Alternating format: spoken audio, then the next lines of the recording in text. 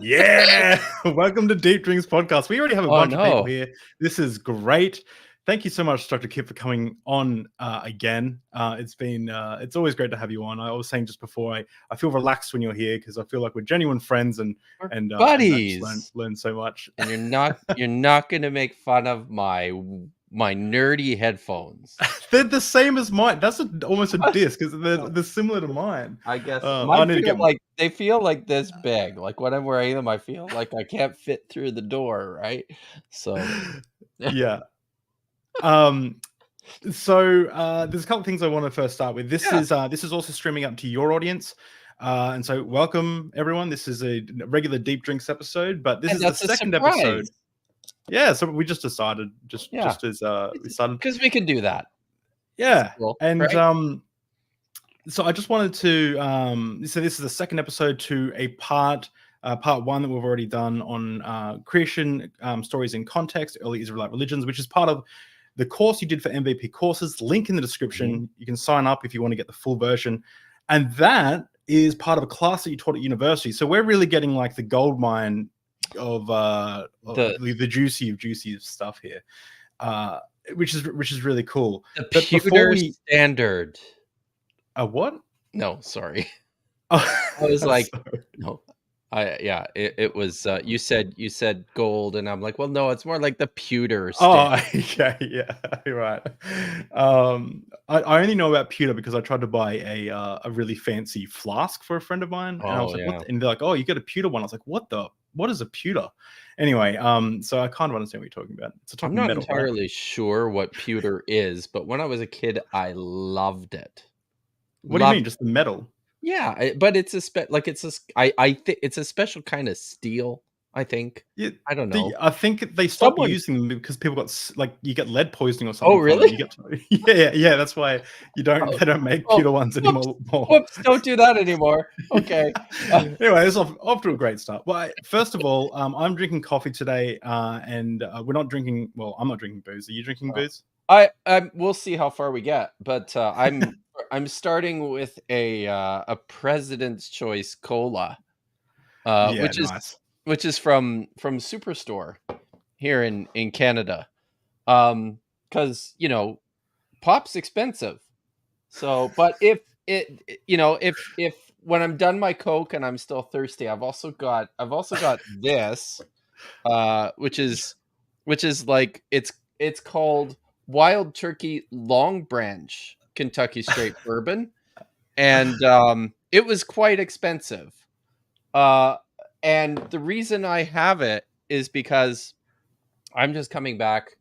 I guess like a week and a half ago now. We just got back from a nice holiday to the interior, hung out with some friends. I did some mountain biking. David, it was the first time I was on my mountain bike in almost a year. So I had an amazing holiday. But anyways, we stopped in this little first town. of all, was that hard to like get back? Like were you sore? Oh my God.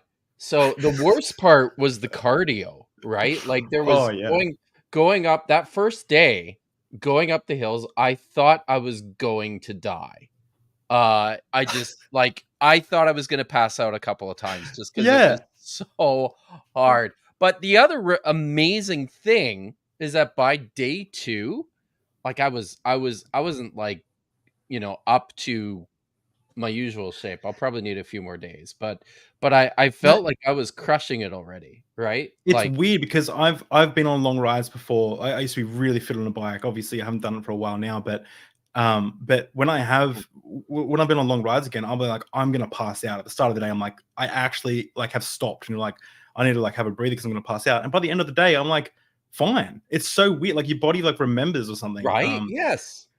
But well, the bad part on that second day was that when I was coming down the hill, my back tire hit like a rock that was shaped like this, and it literally sliced it in half. Like it was crazy. I never had a blowout like that before. So I had to buy a new tire, which is so stupid.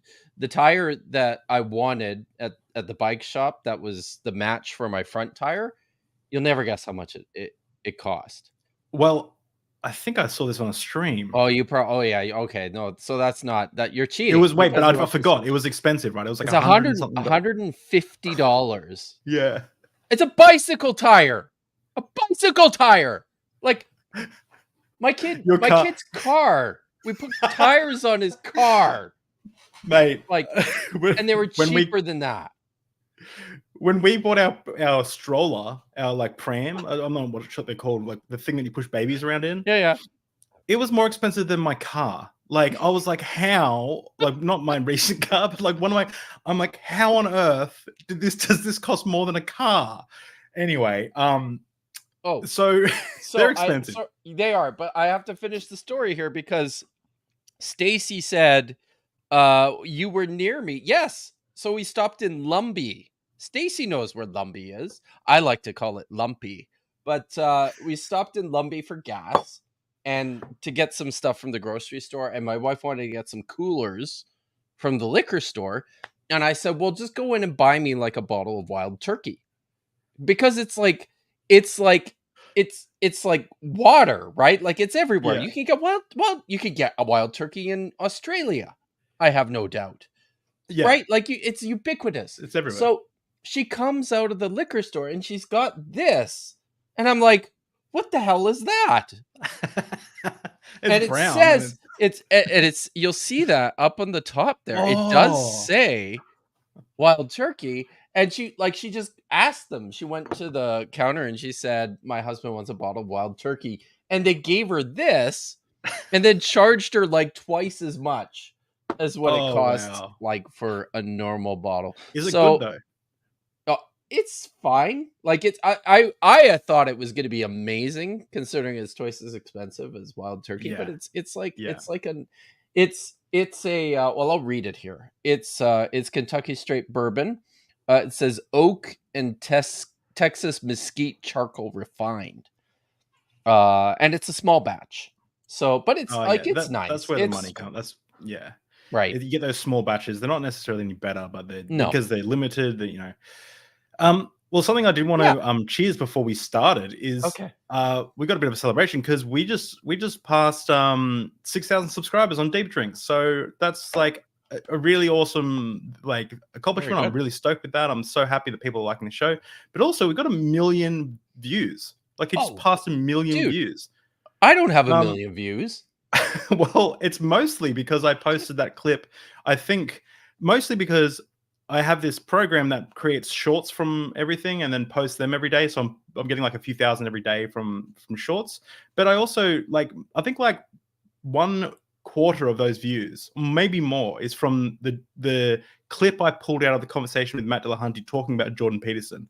So we have Jordan Peterson's notoriety or fan boys who clicked on the video to thank for that. So thank you everyone. Million views is really awesome. Thank you, Jordan Peterson. Thank you, Jordan Peterson. Bless. So that's Cheers to that. So I'm really stoked with that. It's been really awesome. And thanks to everyone who subscribes, who super chats, everything. It's really it means a lot. Yes, thank you, everyone. Before we jump into this excellent lesson, I need to ask, because I've kind of stayed on the fringes of this, but there seems to be like a beef between yourself and actually not even between yourself, between scholarship. Between scholarship and one Ammon Hillman, I think his name is. Yes. Can you? So, as far as I understand, Ammon Hillman is a crazy. He runs the channel Lady. He comes across like that.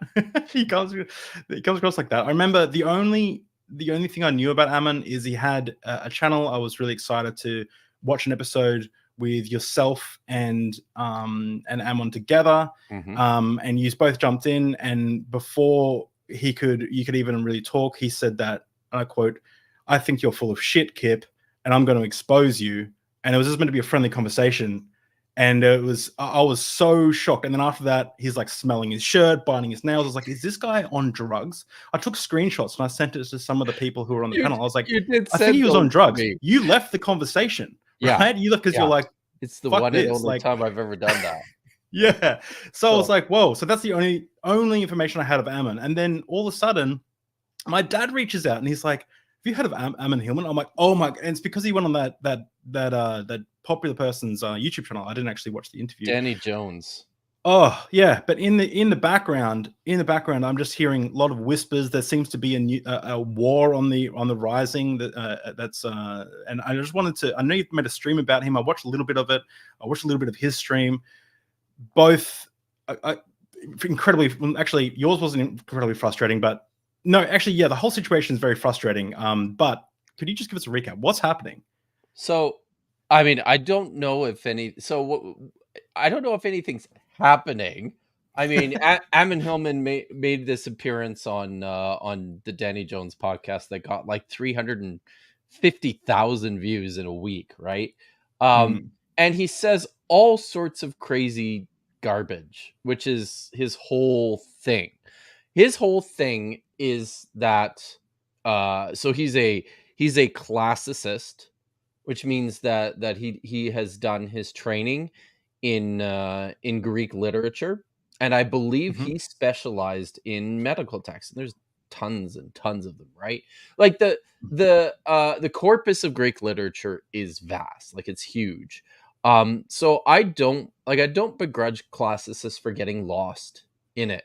I just wish they would stay there, which is something that a number of them don't do, and he's one of them. So he's got this idiotic idea that the Septuagint, which is the Greek translation of the Hebrew Bible, which may have been composed as early as like 250 BCE, his idea is that the text was originally Greek, that the Septuagint was the original text, and that the Hebrew Bible, as we have it, was based on manuscripts that were retroverted or back translated from Greek into Hebrew, which is patented nonsense.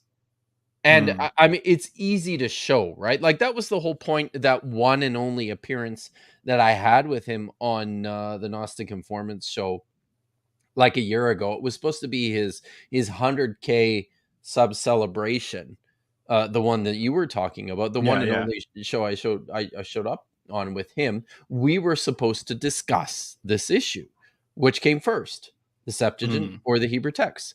And yeah, so he was super rude and condescending, and said a bunch of It was like abrupt, like it was yeah, abrupt out of like like I'm not one to, I've, I have family members and, history of, drug abuse and things like I'm not pointing the finger or saying that anyone's a bad person, but like I very much got like this guy's high vibes from it. He might not have been, he definitely might not have been, but he's just the way it was very sporadic, very whether aggressive, and yeah. then he was pacing back and forth, chewing his nails, sniffing his shirt multiple times within like a few minutes, and I was just like, "What's going on here?" Like, Anyway, yeah. yeah, And he wasn't I mean, listening either, right? Like yeah. this is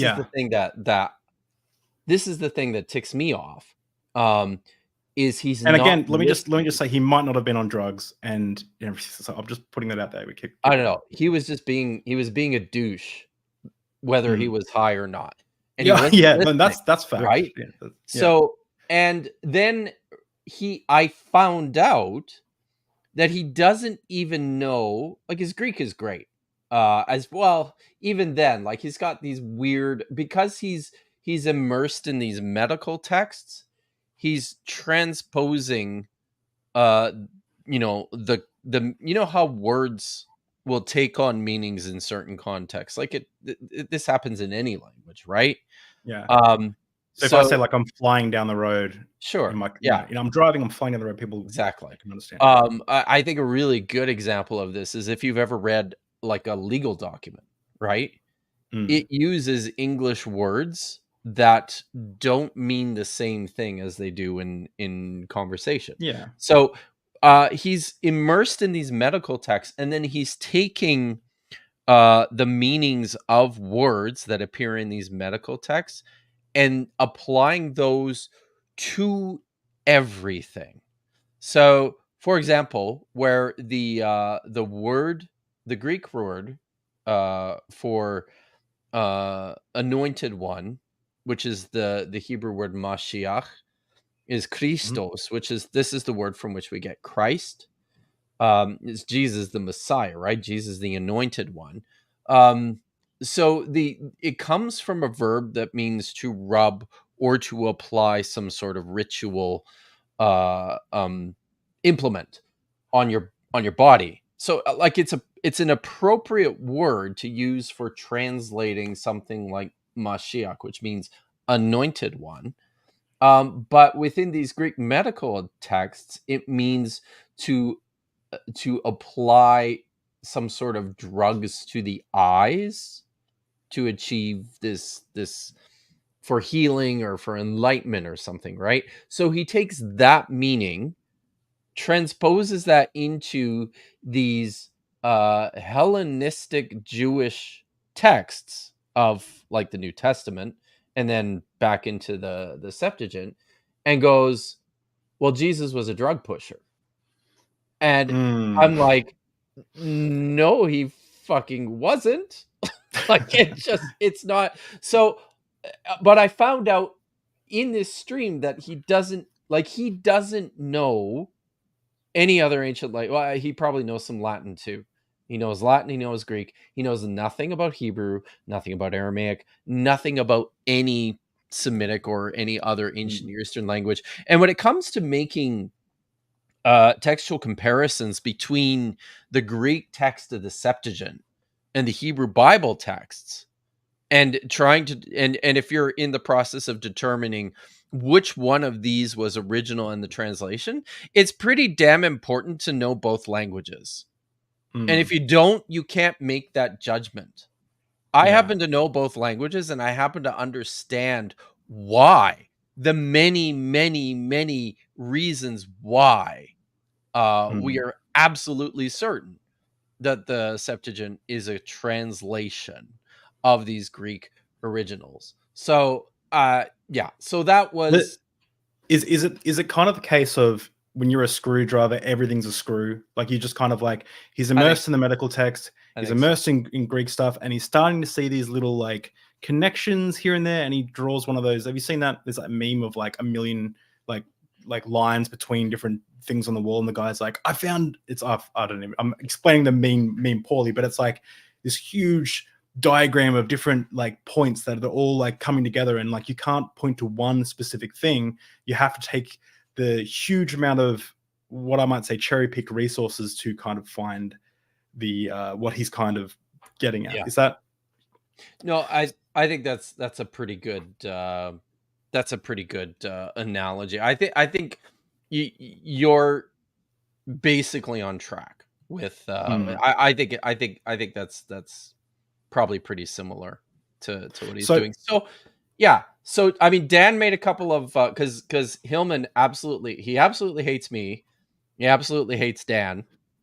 Um, so Dan did a couple of his short little video responses to yeah, Hillman's nonsense, and I had actually, when I first saw this interview, I had suggested to the Diablo Critics group that maybe this is something we wanted to take a look at for our yeah, June episode. But then Dan went ahead and he said no.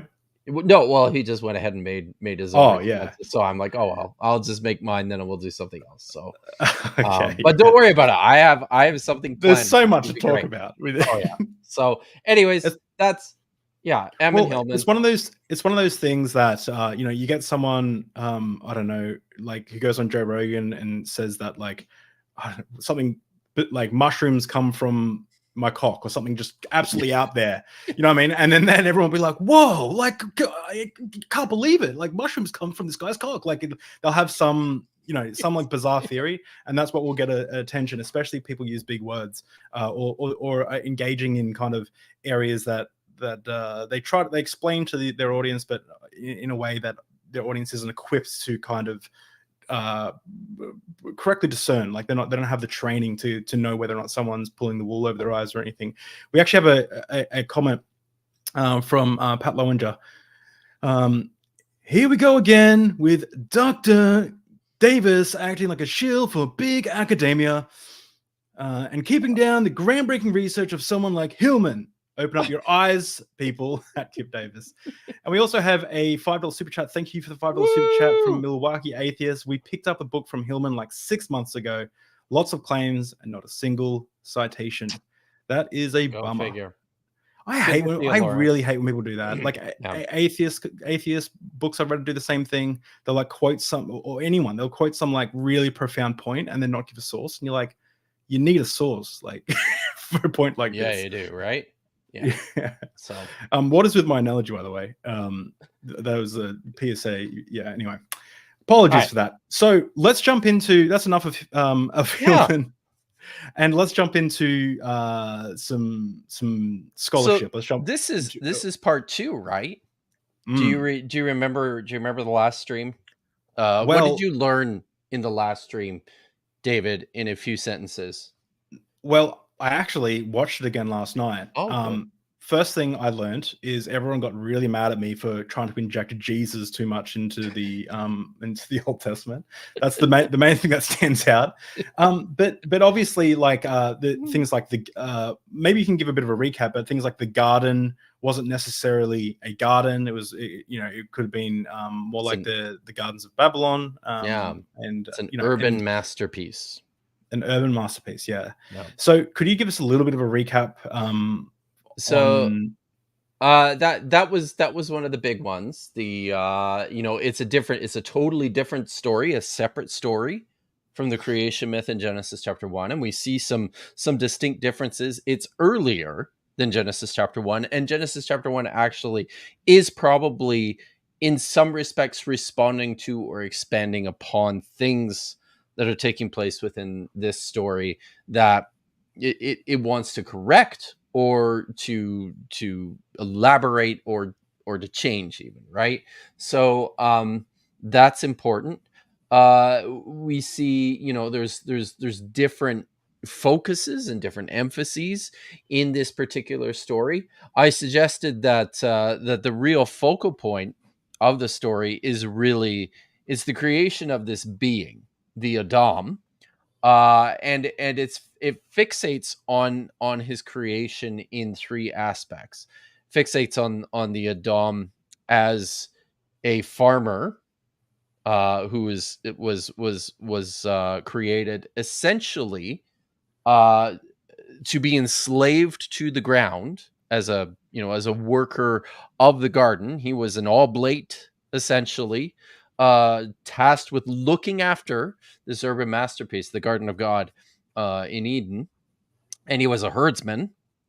He was given all these animals with the purpose for help. And I think we finished up on this point, if you remember, that the animals were made essentially to provide some muscle and assistance in helping him to in his mandate to look after the Garden of God. And as we'll get into a little bit today, because the other element of the Adam's creation is as a lover or a sexual being, and we're going to spend the entire time today talking about sex, man. So I love that. Well, maybe my cock mushroom reference was right on point. But that is, first of all, I do really want to drive that point home that we talked about last time, which is it's so weird to think about how the garden was man was like the garden wasn't created for man. Man was created to take care of God's garden, and that is like a very different perspective that shifts all the ideas that you have about like creation on its head. It's really interesting. And I'm hoping too, when we get to the end of this, I've actually got some new ideas, some original ideas, which aren't things that I come up with very often. But I've got some new ideas about how this plays out, and maybe a new takeaway that we can get from this story. So should we start this? Yeah, I'm not gonna bring my my screen up just yet. I will in a few minutes. There's not many people that I trust to just, because I got the only notes that I have right now is I don't have many notes. So like, but normally I have like 2 pages of notes. So no, go ahead. You were. I was just going to say, the reason is because last time, and just so everyone, I'm trying to be a good host, but Kip specifically asked me not to look into these things in his course, like to leave that episode out, and to not so I can come into this fresh. Yeah. So, and I'll be full disclosure here. This will be a little bit different than what appears in my course, because what I'm basically going to be doing for this lecture is going through the chapter in my book that I'm presently writing based on the course in order to present this material. So it follows it pretty closely, but there's some expansion and some change. So as I said, what's really at the heart of the story is this fixation on sex. And there seems to be this strange connection that at least some people made between sex and divinity. And I don't know, perhaps the physical euphoria of lovemaking prompted people from time immemorial to envision sexual activity as in some way beyond human limitation. If you've had sex, you understand that. As if the cascade of... My wife and I are waiting 10 years after we're married because we want to be extra Christian. So this isn't going to help this lecture. So it's just gonna drive you to distraction, my friend. So it's as if the cascade of dopamine was what it must be like to be a god. So in verse 20 of chapter 2, we read this, that for the Adam, he did not find help like his opposite. The animals that Yahweh God had created, remember, he created them out of the dirt, just like the Adam, and brought them to the Adam. So the animals brought to the man ended up serving a utilitarian function, but there is something more that is missing. The story so far is about the Adam's place in looking after God's urban estate. And to that end, he has been provided help for seeing through this task. But the man and Yahweh discover together that these creatures are not the same. They're useful insofar as the Adam has identified their function in naming them. You'll recall from the last lecture that naming provides purpose and identifies function for the animals, right? But they are ultimately deemed inadequate for some reason to satisfy all of the Adam's needs. We are not told what those needs are up front. But with a little imagination and reading through the whole story carefully, you understand what the problem here is. So this discovery comes with a narration of its resolution.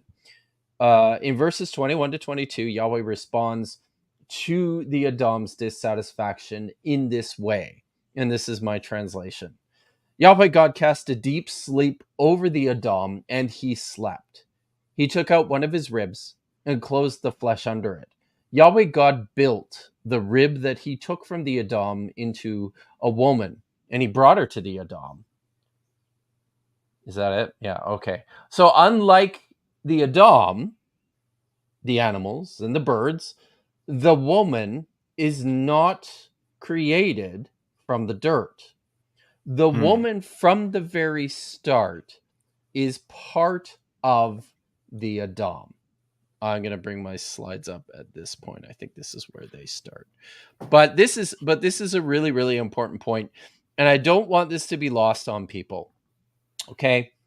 In the beginning, we tend to think of the Adam, the as the same being as the man. But I'm going to challenge you with this. The Adam is both I should how do I put this? Both the woman and the man embody the Adam. In fact, the woman is part of the Adam. Man and woman are recreations from this creature, this primordial creature, the Adam. So this is what is often lost in the surface reads of this story. It's the making of the woman is also the making of a new man. The Adam calls her wrong one, Isha, which means woman. And he says, because from an Ish, or a man, this one was taken. That's verse 23. So for the first time in the story, the Adam self-identifies using this ubiquitously common term for man in the Hebrew Bible. He is now an Ish from which the Isha was made, like his opposite.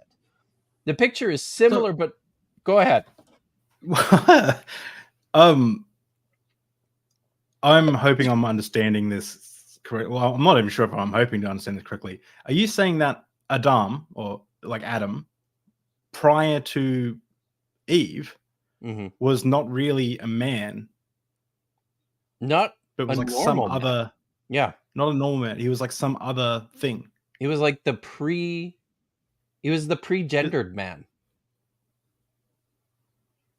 The pre-gendered. That's good. So Adam was what was hang on. So was Adam, what's the term? Not Like cis.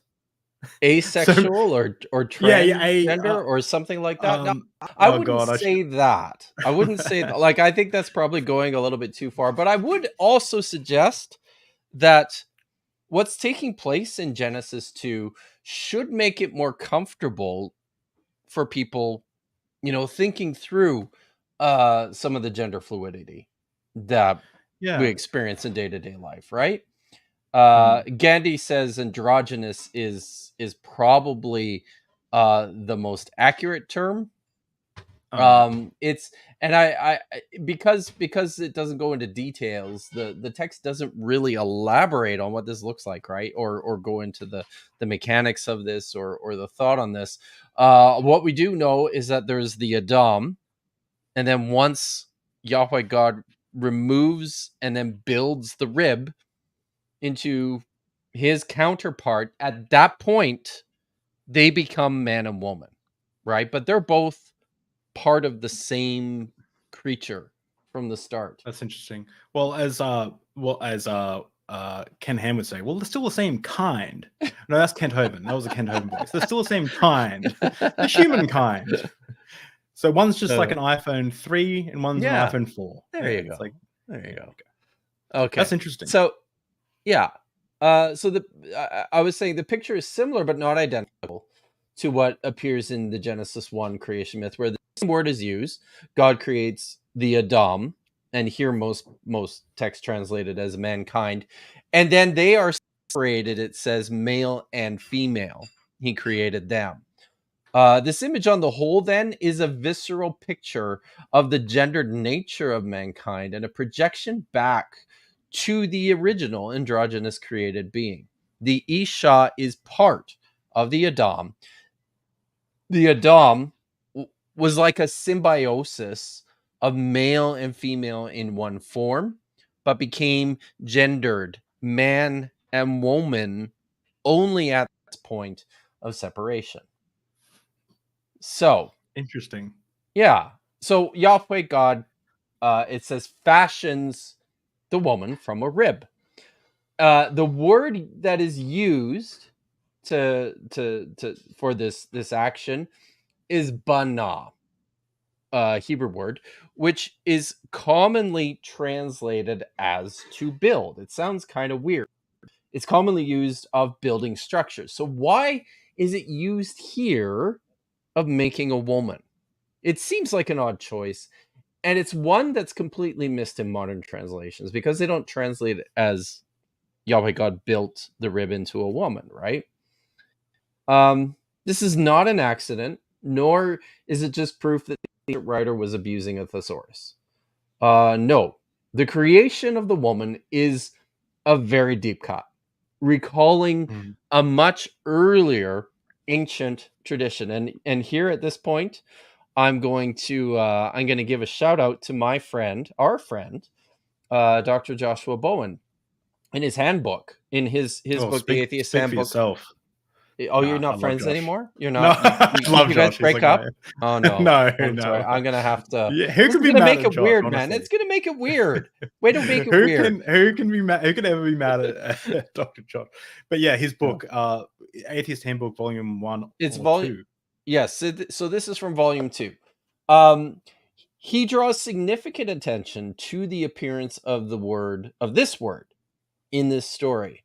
And while the world is completely out of place as a term for creation in the Hebrew Bible, cognates of Bana appear in a wide range of older Akkadian texts. So he cites a couple. The first one he cites is the Epic of Gilgamesh from Tablet 1, column 2, lines 30 to 35. It says this: You, Aruru, did create the man. And that word there, create, is Bana, or the Akkadian cognate. Create now his double, his stormy heart let him match. Let them contend that Uruk may have peace. When Aruru heard this, a double of Anu she conceived within her. Aruru washed her hands, pinched off clay, and cast it on the step. On the step she created valiant Enkidu. And we'll talk a little bit more about the Epic of Gilgamesh in a bit. But here, this is the common word used for create is Bana. These people are built. But that's not the only place it occurs. We also see it in the Enuma Elish. When Marduk hears the words of the gods, his heart prompts him to fashion artful works. Opening his mouth, he addresses Ea to impart the plan he has conceived in his heart. Blood I will mass and cause bones to be. I will establish Lulu, or man, shall be his name. So then Luluman I will create. And there, it's the same word, Bana. He shall be charged with the service of the gods that they might be praised. And then again, it appears in Atrahasis. It says, let the mother goddess create or build a human being. Let men assume the drudgery of God. So in his summary of this point, this is what Josh says. He says the combination of the common use of the verb to build in other ancient Near Eastern creation stories, coupled with in the Old Testament, suggests that this is an echo of a Mesopotamian tradition. So it's a signal to us that this story has been richly informed by some of these much older creation myths. Wow. That I love that. I get so I'm so interested in someone Vishanti. This is so cool, and I agree. It's so interesting when you start to see these similarities, and you understand the biblical text in context. Creation stories in context. Yes, yes. Well, if you love that, you're gonna love what's coming up. Okay. Okay. So Yahweh This God coffee's creates. getting me all giddy. Oh goody. Yahweh God creates the woman. And he brings her to the Adam in verses 23 to 24. And upon seeing her, he says this. He exclaims, this one is bone of my bones and flesh of my flesh. This one shall be called woman, for from man she was taken. It's a lovely picture of sexual union that truly sets the creation of the woman in proper view, especially relative to the rest of the animals. Bone of my bones, flesh of my flesh. She's not just made from the same stuff as the Adam. She is part of him from the very beginning. In the Adam's poem, he says that upon leaving his parents, a man will, the word here is davak, he will cling or cleave to his woman.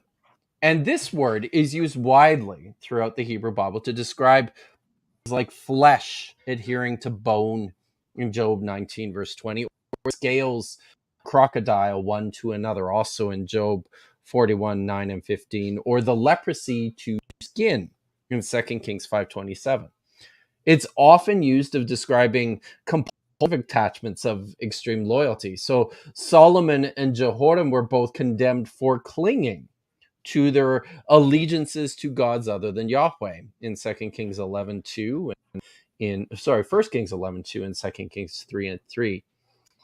Joshua warns the sons of Israel to fix this loyalty only on their God. He says, make sure to diligently follow the commandments and teachings that Moses, the slave of Yahweh, commanded you to love Yahweh your God and to walk in all his ways and to keep his commandments and ledavka, or to cleave unto him and to serve him with all your heart and with all your soul. The word is used of especially intimate relationships like those of a man and a woman here, or in Ruth 1:14 where it says that Orpah kissed her mother-in-law goodbye for the last time.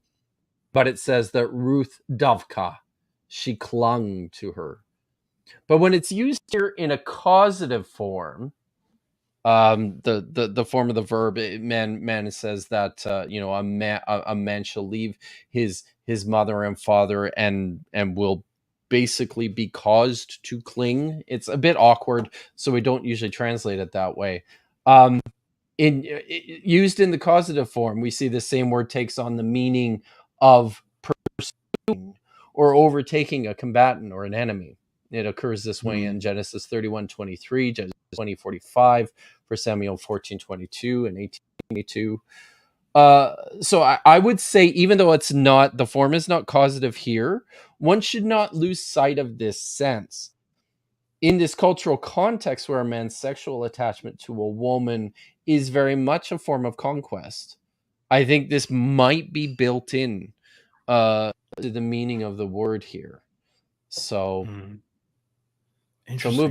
moving on. As with the animals, the Adam has named the woman. But then, later in the same story, he gives her a new name, Chava, which we translate as Eve, and says that this is because she is the mother of all life. This is in Genesis 3:20, and we'll come back to this again in a little bit. So this is also an expression of her function and a declaration of his ownership of her. Remember, this is what naming does. By way of this new name, the woman is, according to this author, by design a baby factory. She is the receptacle for new life. But this later naming event in Genesis 3 is also significant for understanding the ancient Near Eastern background of the woman's formation, where we read that she was made from one of the Adam's ribs. Some commentators have suggested that the pictures of a woman being formed of the man's side, which is also a possible translation of Selah, which I translate as rib. The excellent Semiticist Zioni Zavit even wrote a couple of really weird articles a number of years ago and creatively argued that the Selah in this context was a baculum, like a penile bone, that is present in many animals but not in humans.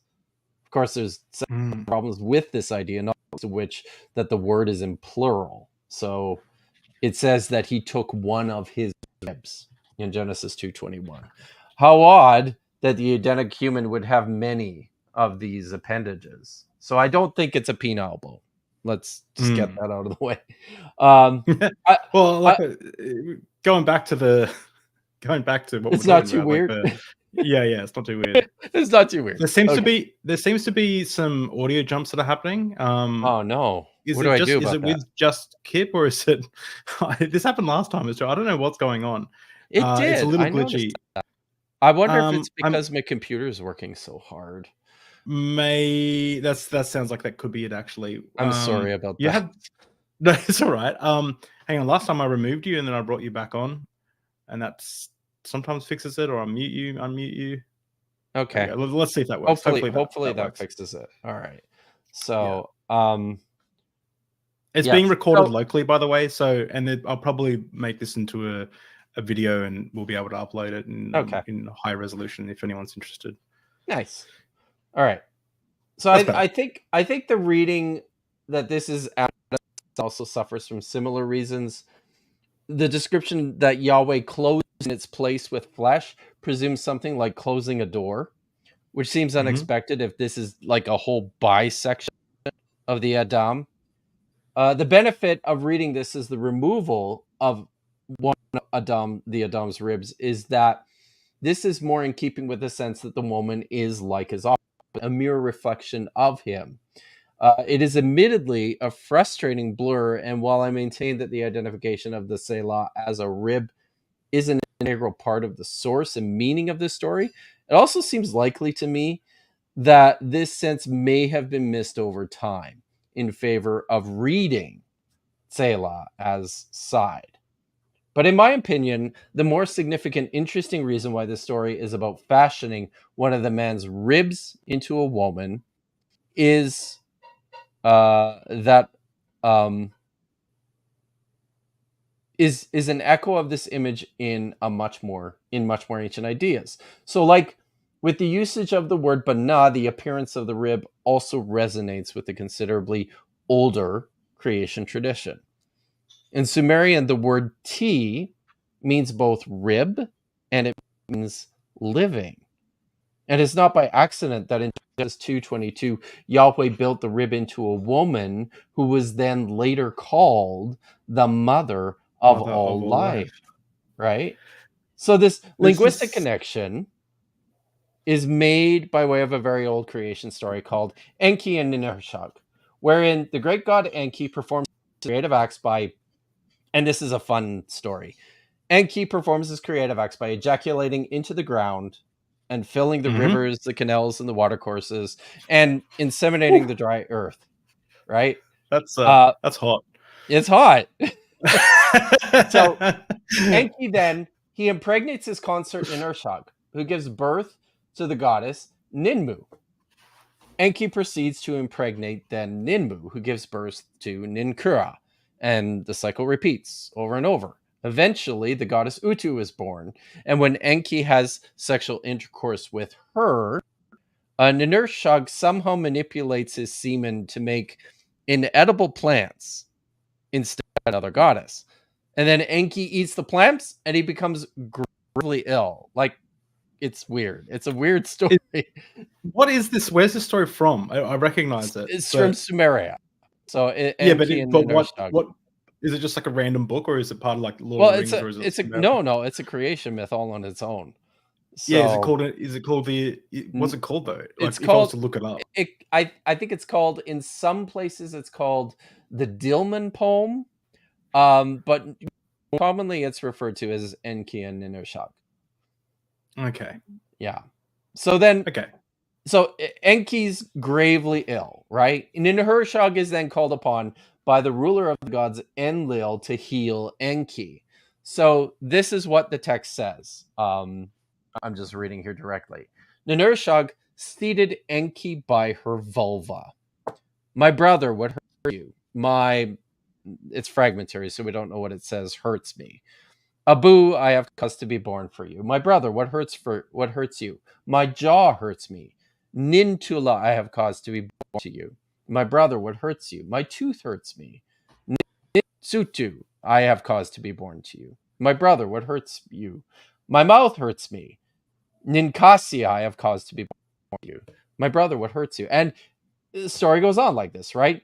Each of the newborn goddesses that Ninurshag delivers to heal Enki's ailments is named for a specific body part that is afflicted.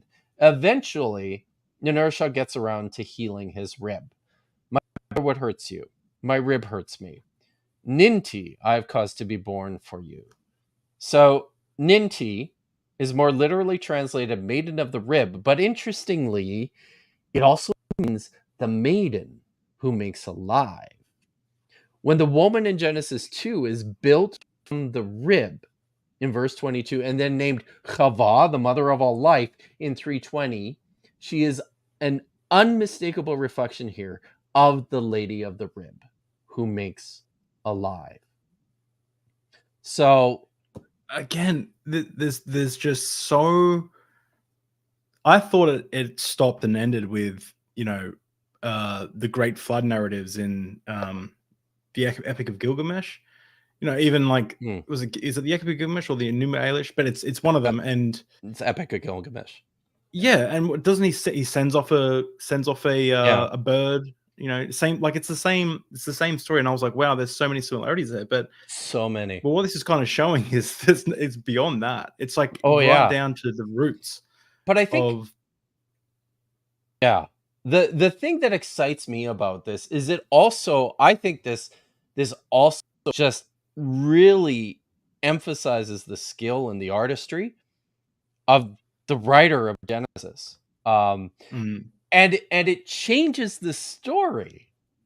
It is mm, something that's not expected, right? Like, it's the meaning of this story is really, I think, quite different, much deeper, much more interesting than how we've received it. mm, Mostly thanks to, later interpretations in the New Testament, of course. mm, So, when most people read this story, they read verse 25 at the conclusion. This episode, before transitioning into the tragedy that follows in Genesis 3, which says this. So the two of them, the man, the Adam and his woman, they were naked, but they were not ashamed. Now, what did that mean? We're going to find out. So, as there's a common Christian theological view of this story that sees what follows as a separate act. Like, there's this break at the end of chapter 2 in verse 25 and the beginning almost a new story in chapter 3. You know who John MacArthur is? He's a crazy old I man, recognize the name. pastors a church in Southern California, and Oh, he writes a lot. He's written a whole study Bible, like, and in his study Bible, this is fairly common. It divides this creation myth like this. It says the story of Adam and Eve is the first story is called Adam and Eve in Eden from 2:4 to 25, followed by the fall, its outcomes in chapter 3, verse mm, 1 to 24. So we're so accustomed to thinking about Genesis 3 as the story of the fall, right? yeah, yeah. On the But heels of the story of Adam and Eve. it just reminds me too that because the chapters and verses, they're not there in the Hebrew, right? They were Mhm. added No, nothing. in. There's no chapters and verses It's there. just one long, like, there's no like Originally, stop. probably, yeah. I mean, do have manuscripts that insert paragraph breaks and block markers, right? Yeah, But these are later, and because we're by doing that, you're adding a yeah, you theological are, interpretation yeah, by yeah, going, this is the end of a chapter. Now it's the next chapter. You're adding, you know, you're adding a exactly. It can be theological point. difficult to see any other way when you're so accustomed to reading it like Mm. this. I would say, like, Trying we really have, hard to look for Jesus. yeah, and this idea of the fall, um, I don't think it's in there, right? Like, this is something that we have the Apostle Paul to thank for that, right? Through one man, sin entered into the cosmos, and through sin, death. So then death has Mm. passed through all mankind because all have sinned. That's Romans Yeah, 5:12. And, yeah. he's getting that out of this story. However, I tend to believe that this division is too pronounced, and that the drama in what follows cannot be clearly understood apart from this very interesting literary hinge that takes place in Genesis 2:25 and 3:1. This is one of the unfortunate outcomes of the introduction of chapters and versification, as you suggested. Yeah, it's necessary to aid our modern navigation of a large collection of literature like the Bible, but these can also intrude in stories which were originally and for hundreds of years read without them. They're artificial interpretive markers, just like you said, you're reading ahead, which can, Mm. in effect, change the meaning. And I think that's what's happening here. Is this a story about creation and fall.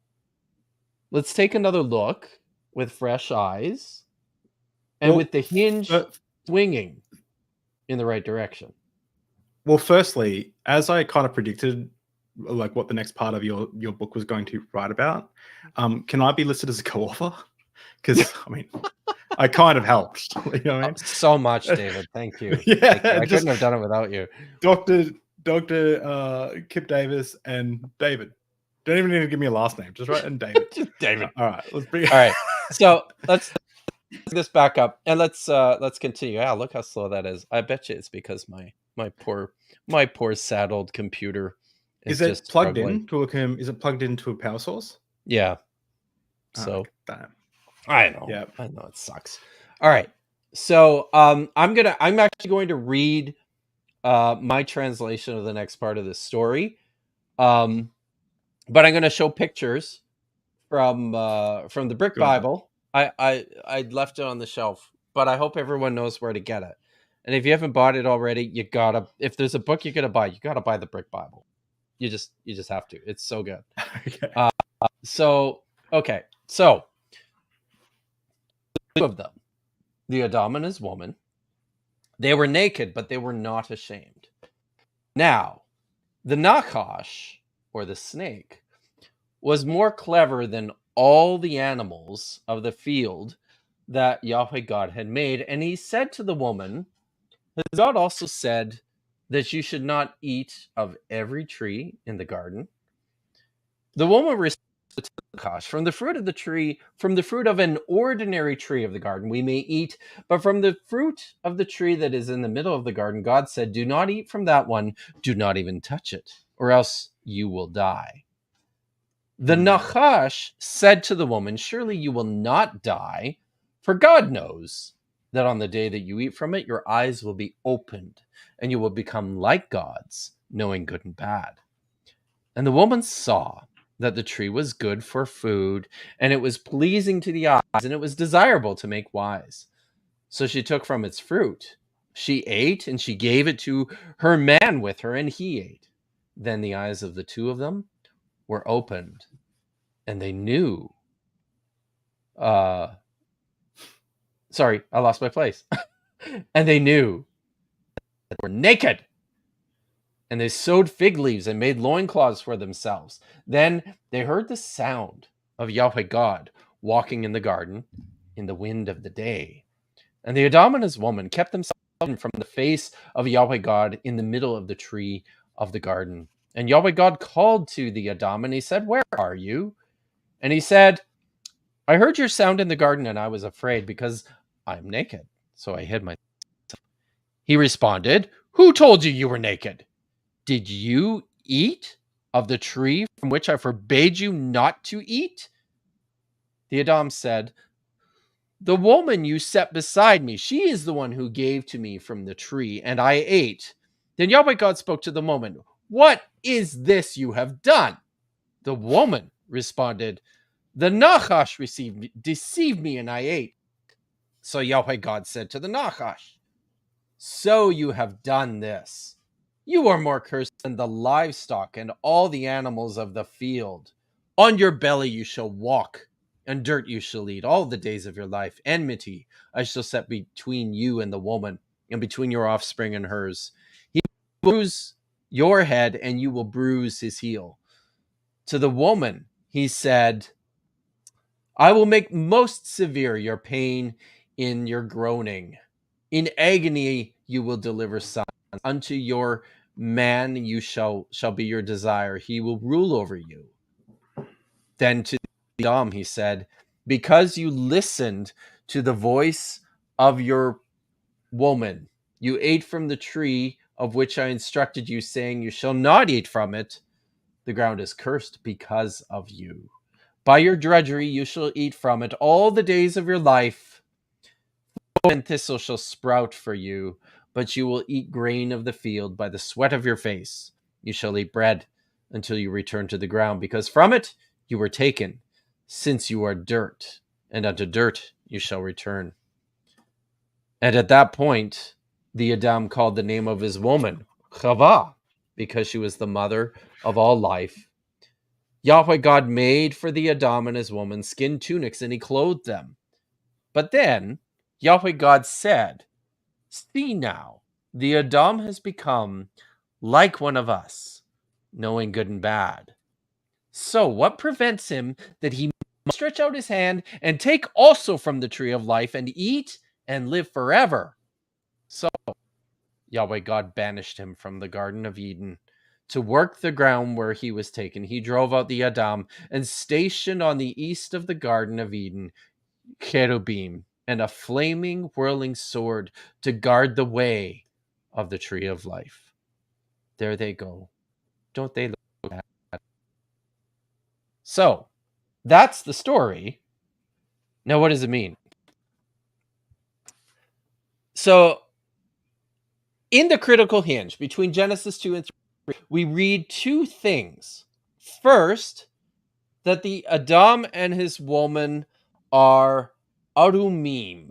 They were naked, and they were without embarrassment at the sight of each other. It is a picture of naivety and childlike innocence. Second, we are introduced to this creature, the Nachash, and we learn of him that he is more arum, more clever than the rest of the animals. Now, the careful reader will already see that there's an obvious, fascinating words here that does not translate into English. The word which means naked is identical to that which is applied to the serpent and translated as clever, cunning, or crafty. The Adam and his woman were naked. The Nachash was more naked, fitting for a creature that periodically sheds its skin. Reciprocally speaking, the Adam and his woman are clever, but the Nachash was more clever.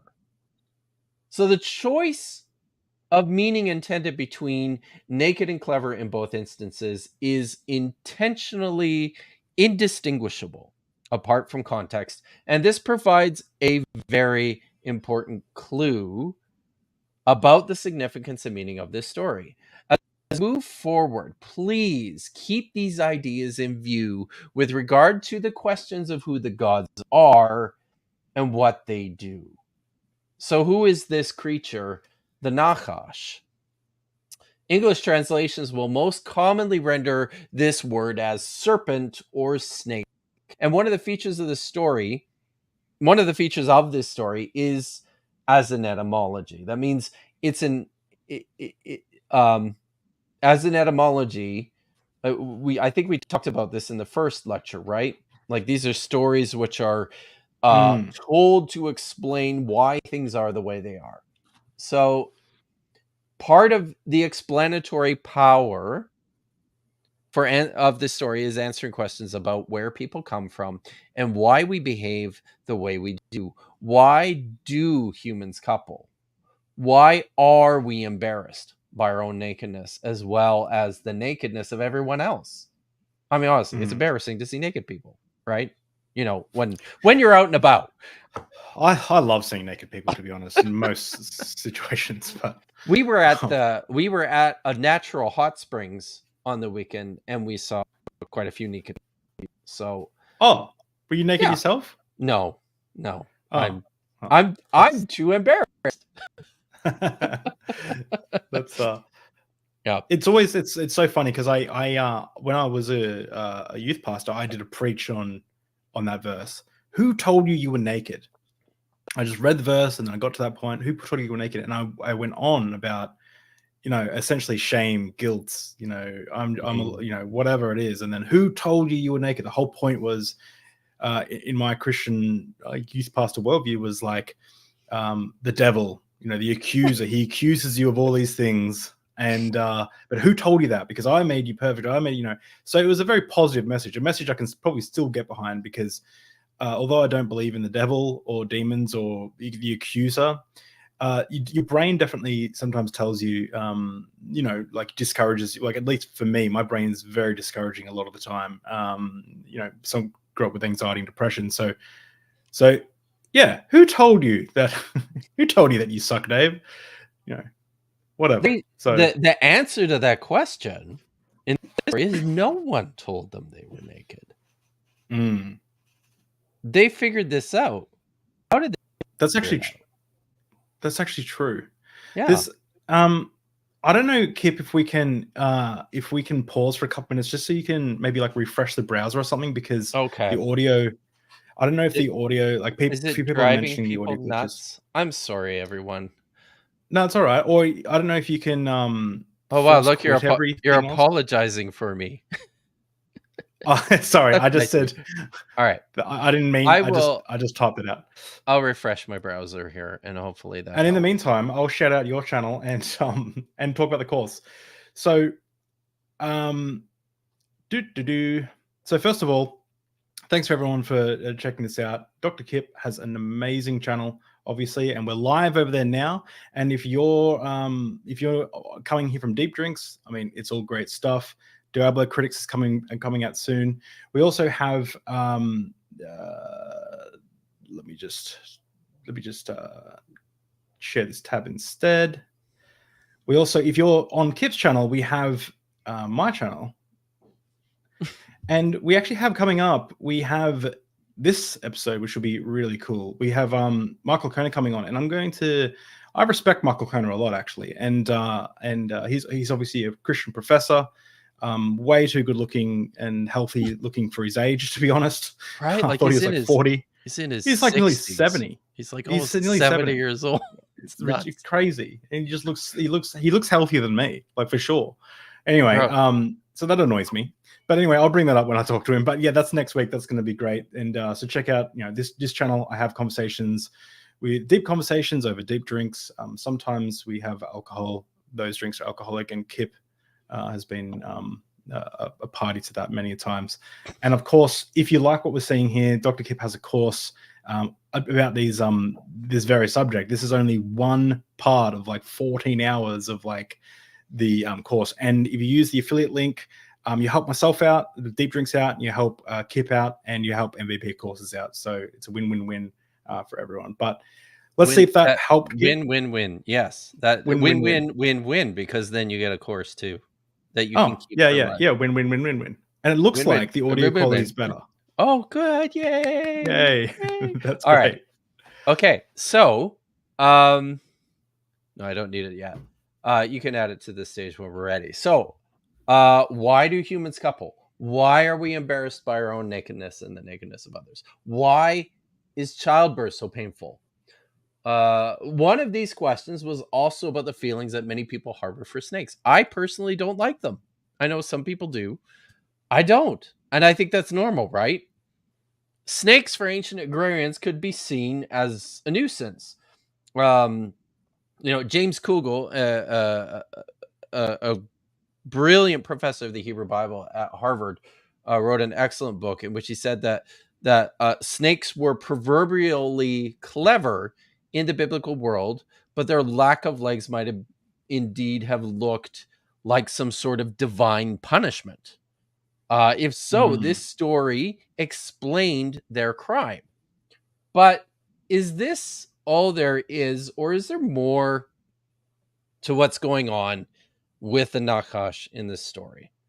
So snakes were an off-putting pest, yes, but they were also mysterious creatures. Throughout the ancient Near East, snakes are very commonly viewed as divine symbols. This is reflected in ancient Israelite religions and carried forward in their texts.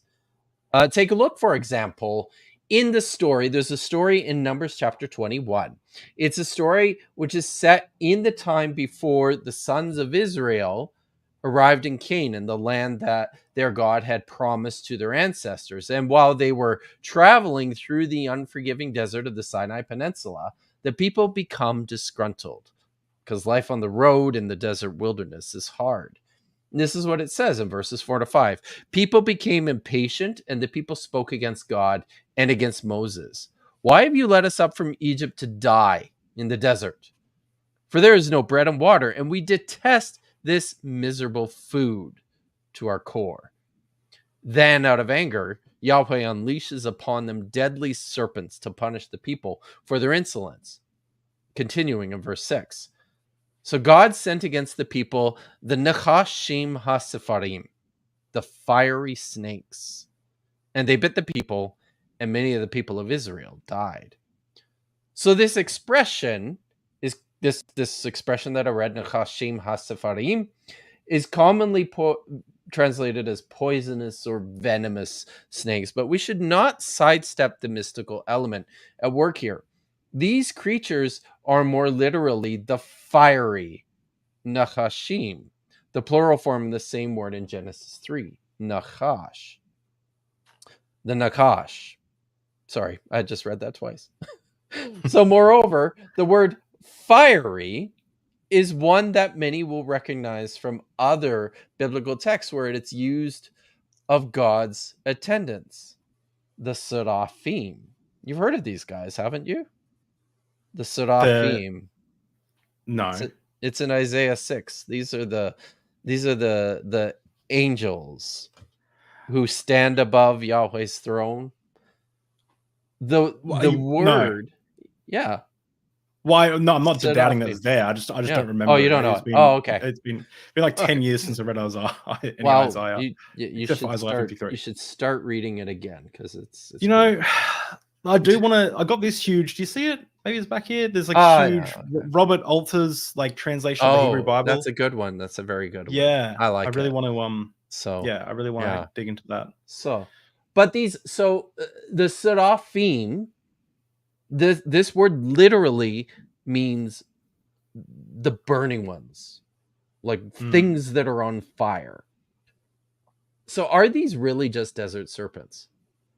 After the people cry out to Moses, he petitions Yahweh for relief, and Yahweh responds in a peculiar way. He says, make for yourself a seraph, a burning one, and mount it on a standard. So whoever is bitten and looks at it, he shall live. And then it says, Moses made a Nachash Nehoshet, or a copper serpent, and mounted it on a standard. And when anyone was bitten by the serpent, he would look at the Nachash HaNocheshet and recover. Do you notice the interchange between those two words? Yahweh instructed Moses to make a seraph, and he fashioned a bronze Nachash. The bronze statue that Moses had fashioned makes another appearance in a much later text in 2 Kings chapter 18. This is supposedly several hundred years after the time of Moses. In the kingdom of Judah, King Hezekiah undertakes a religious reform which includes the expulsion of gods, those other than Yahweh, and their images from the Jerusalem temple. And then it has this very interesting statement in verse 4. We read this of 2 Kings 18. It says, he removed the bamot, or the high places. He smashed the pillars and cut down the Asherah. Those are the poles, or the trees, the sacred trees. He also crushed into pieces the Nachash HaNochoshet that Moses had made. For until those days, the sons of Israel were offering sacrifices to it. It was called Nehushtan. So this Nehushtan is described much like popular iconography from throughout the ancient Near East. One of the finest examples is a copper snake figurine overlaid in gold foil that was discovered at Timnah, some 30 kilometers north of the Gulf of Aqaba.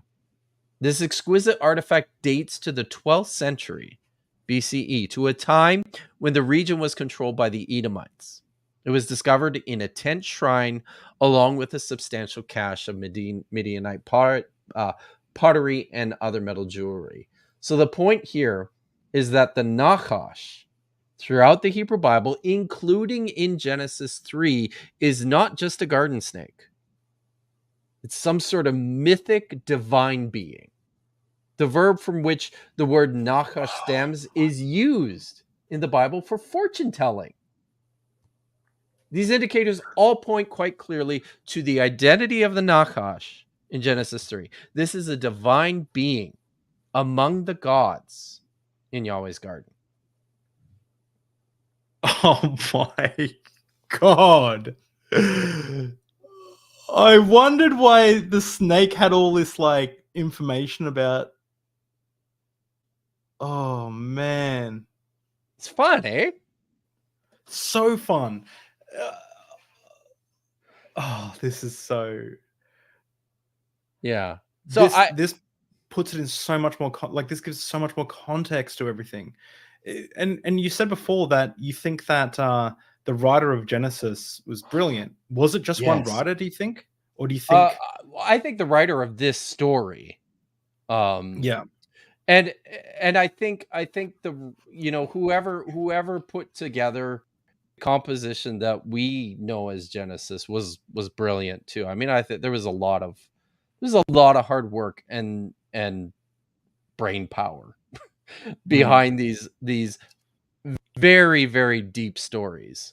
Uh, which you and that's the cool thing about a story like this is if you read it over and over and over again, the more you understand it, the more broadly you read of literature, around it, it just you see new things all the time, right? yeah. So yeah, so it's fun. This is fun, right? We're fun, guys. I'm having a lot of fun. This is fun. Awesome. All right. Well, let's talk now about one of the questions that's raised in the narrative that follows, and that concerns the relationship introduced in the stories between knowledge and nakedness. As the Nakash and the human couple are all naked and clever, remember, the entire story turns on these features. To track how this works and why, we need to probe more deeply into the Epic of Gilgamesh, which is often called the most famous story of the ancient world. It's this enormously popular story from, ancient Mesopotamia. It's often regarded as the earliest surviving great work of literature. So Gilgamesh is a king of the ancient city of Uruk, and he was very unpopular among his subjects for his relentless position on their sons to fight his wars, but more seriously because of his rapacious sexual appetites. The text says, "The nobles of Uruk worried in their chambers. Gilgamesh leaves not the son unto his father. Day and night is unbridled. His arrogance. Is this Gilgamesh, the shepherd of ramparted Uruk? Is this our shepherd, bold, stately, wise? Gilgamesh leaves not the maid of her mother, the warrior's daughter, the noble spouse." So the people complain to the gods and propose to the creator deities Anu and Aruru a solution. Create now his double, his stormy heart, let him match. Let them contend that Uruk may have peace. So Aruru pinched off a piece of clay and tossed it on the step. We actually read this already. You'll remember when we were talking about the verb bana, right? Uh, Hmm. she tossed the piece of clay onto the step, and she made this into the creature Enkidu. Shaggy with hair is his whole body. He is endowed with head hair like a woman. The locks of his hair sprout like Nisaba. He knows neither people nor land. Garbed is he like Sumokan. With the gazelles he feeds on grass. With the wild beasts he jostles at the watering place. So he's kind of like a wild animal. So the wild Enkidu protects the animals from of the forest from the hunters in Uruk. And Gilgamesh responds by dispatching a prostitute, Shamhat, in order to seduce Enkidu. And do I have this one on screen here? Let me see what I got. Okay, sorry, I was neglecting my slides. Yes, this at the heart of this story is the themes of immortality, sex, humanity, and civilization. You recall I talked a little bit about this before about humans being banished from uh uh Yahweh's urban masterpiece. Or have I got to that yet? No, I don't think Yeah, I yeah, have. Did I say that? Yeah. yeah. Okay. we have this, some scholars to suggest, I really like this idea, that in particular, one of the sources of the book of Genesis, the one in which this story appears, was written almost as like a response to the Epic of Gilgamesh and its fixation on the greatness of the city of Uruk. As like an anti-urban sort of polemic. So you see, the humans are banished from Yahweh's urban masterpiece. In Genesis 4:17, Cain, who's the first murderer, is also the first person in the Bible to build a city. Then in Genesis chapter 10, the notorious Nimrod builds Uruk, Akkad, and Babylon. And then in Genesis 11, you see Yahweh again disperses the people from Babylon. And in Genesis 12, Abraham is called out of Ur, out of the city. And he spends the rest of his life wandering and never settles, right? Importantly, Abraham spends his life just wandering around and never settles in the cities anywhere. So it's, and also in Genesis 13, Lot settles in Sodom and Gomorrah, and disaster ensues. So there's a very strong anti-urban message that's just built right into like this whole story. So that's kind of at the background here. Just before you move on, can I just show you something really quickly? Yeah, sure. Before I knew anything about anything, I still don't really know anything about anything. My wife and I were in Berlin, and we went to the Pergamon Museum. Oh, and only years later, I love that place. Oh man, did I discover its relevance? So obviously Babylon, right? Babylonian. These are the actual walls. Yeah. These are the walls. These aren't a reconstruction. Well, the top part is the reconstruction. Like you can see the line there, right? Like you can see the line. Yeah. Sorry, go back to that other picture. No, or forward. Or this one. With the picture of you. You see, there's kind of a line there where the bricks are all faded. No, the one with you. Lower bricks are all faded.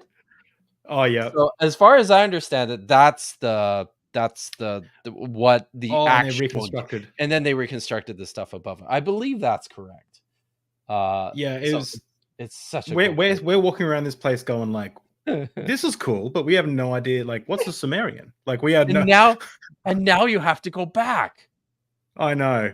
Wow. Do you know there is a funny story. When we were in Edinburgh, right? We did this tour, and I see you pulling out the liquor, so we know things are going to get good. But we're in Edinburgh, right? And we were still Christians at the time, although I was very open to kind of investigating the world and kind of coming in without bringing much biases. Like we went to a Shinto temple, even though I thought there might be demons. Yeah, wow. You know, and all the stuff. How brave of you, David. I know. Ooh, I even washed my hands, so I partook in the ceremony. Yeah, to walk in out of respect. You didn't get infested with the. Well, maybe you did. Maybe this is all. Maybe this is all where it started. That was where it started. but in all seriousness, that's actually part of my deconstruction. Is I was watching people, Sakasa blow smoke on their face as a cleansing ritual, and then I realized, even if I could prove to these people nothing's happening to them in the spirit realm, it wouldn't actually matter. Like the tradition is what matters. And then I was like, well, how much of my tradition is just like that? Anyway, beyond that, we're in Edinburgh. We're on this tour, and in this tour, there's like this statue, and big toe is hanging out of this statue, and it's all shiny. It's brass. It's all shiny because everyone touches the big toe, and the tour guide's like, this toe. People say that if you rub this philosopher's toe, you'll get the enlightenment of the philosopher or whatever. And I was like, okay. So we were rubbing this toe, like it's a joke. Everyone on the tour rubbed the toe. Only 4 of us. And we finished the tour, it's all good. And everything. Years later, right, I'm right into the atheist experience, and Matt Dillahunty keeps bringing up David Hume. And I become obsessed with David Hume. I'm reading, the treatise on miracles. I'm reading his work. Not reading a whole lot, but I'm really interested in him. So I'm looking up photos of David Hume. I'm like, oh, who is this David Hume? Google, searching him. I'm like, well, I recognize that statue. And only then did I realize that it was the same statue I was rubbing his toe off. So maybe spiritual world confirmed. Yeah, I don't know. But it was really weird. I was like, wow, like my favorite philosopher The ends up ghost being the of guy I was David rubbing his Hume toe of a few years later. deconverted Yeah, you. yeah. It was Old Hume got me. that's awesome. That's so Anyway, great. I love it. So Berlin's like my favorite city in Europe, by the way. God, I love oh, Berlin. we were in Berlin and it was like negative. It was cold. It was cold. It Oh, was like really? and it was it was like near Christmas, and Oh, we had like wow. 4 pairs of gloves on, and we did this bike tour where you bike around the Oh, but city, you're and from we're Australia, so it was oh yeah, probably, it was cold. Like it's probably just like another day here. it was -2 degrees Yeah, that's Celsius, not which bad. is That's not yeah, bad. no. Here it's like 20, and I'm like, oh, it's nice and cool, a bit cold. Anyway, so I don't know what that is in American. Is that like 45 does eagles, bald eagles? Like I don't know what that is in Fahrenheit. 45 bald eagles or 27 AK-47s. I don't know what measurement you I guys, don't know. I don't know Americans. Fahrenheit either. I'm a Canadian, Okay, so all right. okay. So All right, shall back to it. yeah, let's continue here. So remember, Gilgamesh responds by dispatching this prostitute, Shamhat, with the intention of seducing Enkidu. And here's what the text says. Shamhat, I'm actually reading a different version than what's on the screen, so you'll get and I think I have more here. Shamhat freed her breasts, bared her bosom, and he possessed her ripeness. She was not bashful as she welcomed his adore. She laid aside her cloth, and he rested upon her. It's getting hot, people. Whew, yeah, I'm going. I'm gonna turn the air She conditioning on. treated I'm getting him, a the bit frosty. savage, to a woman's task, as his love was dawn unto her. For 6 days and 7 nights, Enkidu comes forth, mating with Shamhat. This seduction has the result of domesticating Enkidu. The text says, after he had his fill of her charms, he set his face toward his wild beasts. On seeing him, Enkidu, the gazelles ran off. The wild beasts of the steppe drew away from his body. Startled was Enkidu, and his body became taut. His knees were motionless, for his wild beasts had gone. Enkidu had a slacken of his pace. It was not as before, but he now had wisdom, broader understanding. Enkidu then is clothed by Shamhat and sent on his way to Uruk. She says to him, "You have become wise, Enkidu. You have become like a god. Why, with the wild creatures, do you roam over the steppe? Come, let me lead you to Rampart of Uruk, to the holy temple, abode of Anu and Ishtar, where lives Gilgamesh, accomplished in strength, and like a wild ox, lords it over the folk." So, the newly gentrified Enkidu arrives in the city at a wedding and is horrified by Gilgamesh, who is about to perform his royal prerogative. They fight. Gilgamesh defeats Enkidu, but the fight itself distracts him from deflowering the new bride. After the fight, Gilgamesh and Enkidu embrace and become fast friends. The rest of the epic of Gilgamesh follows with stories of the adventures and escapades of Gilgamesh and Enkidu. And then after Enkidu dies, Gilgamesh embarks on his all-consuming quest to discover immortality, eventually leading him back home to the eternal city, his city, Uruk. So why do we compare this story to the Genesis 2 to 3 creation myth? Well, on several points, there is a correspondence between words, images, and concepts that greatly illuminates the significance of what's taking place in the Garden of God in Eden. So first, notice God's instructions to the Adam and his woman that they repeat to the Nachash in Genesis 3. Has God also said that you shall not eat of every tree of the garden? The woman responded to the Nachash, from the fruit of an ordinary tree of the garden we may eat, but from the fruit of the tree that is in the middle of the garden, God said, do not eat from that one. Do not even touch it, or else you will die. the clever, the naked Nachash responds with a promise. Surely you will not die, for God knows that in the day that you eat from it, your eyes will be opened, and you will become like gods, knowing good and bad. At this, you will recall how Enkidu, after his sexual encounter, becomes like a god. How much like the promise of the Nachash to the woman is this? She will become like God as a result of eating fruit from the tree, gaining a sense to know good and evil. The woman and the Adam both eat the fruit, and the word of the Nachash is realized true. They suddenly have knowledge of their nakedness. The word which translates here as knowledge is familiar to many readers of the Bible in its verbal form. For a man to know a woman is to penetrate her sexually. This is especially so for this author in Genesis. In Genesis 4:1, the Adam later knew his woman, and she became pregnant. Moreover, the verb most commonly used to eat appears I'm skipping ahead here. Oh, there it is. To eat. Got it. All right. The word most commonly to eat appears occasionally as euphemistic of sexual desire. Proverbs 30 verse 20 says this: such is the way of an adulteress. She eats, wipes her mouth, and says, I've done nothing wrong. The sexual innuendo carried through in the Genesis 3 story, where we are told that the woman saw the fruit of the tree, was pleasing to the eyes. It was desirable to make one wise. These are words elsewhere used to describe lusts of the flesh in the book of Proverbs or in the Song of Songs. So the woman takes the fruit from the tree. She eats it. She gives it to the Adam, and he eats. But then in verse 7, the eyes of the two of them are opened, and they knew that they were naked.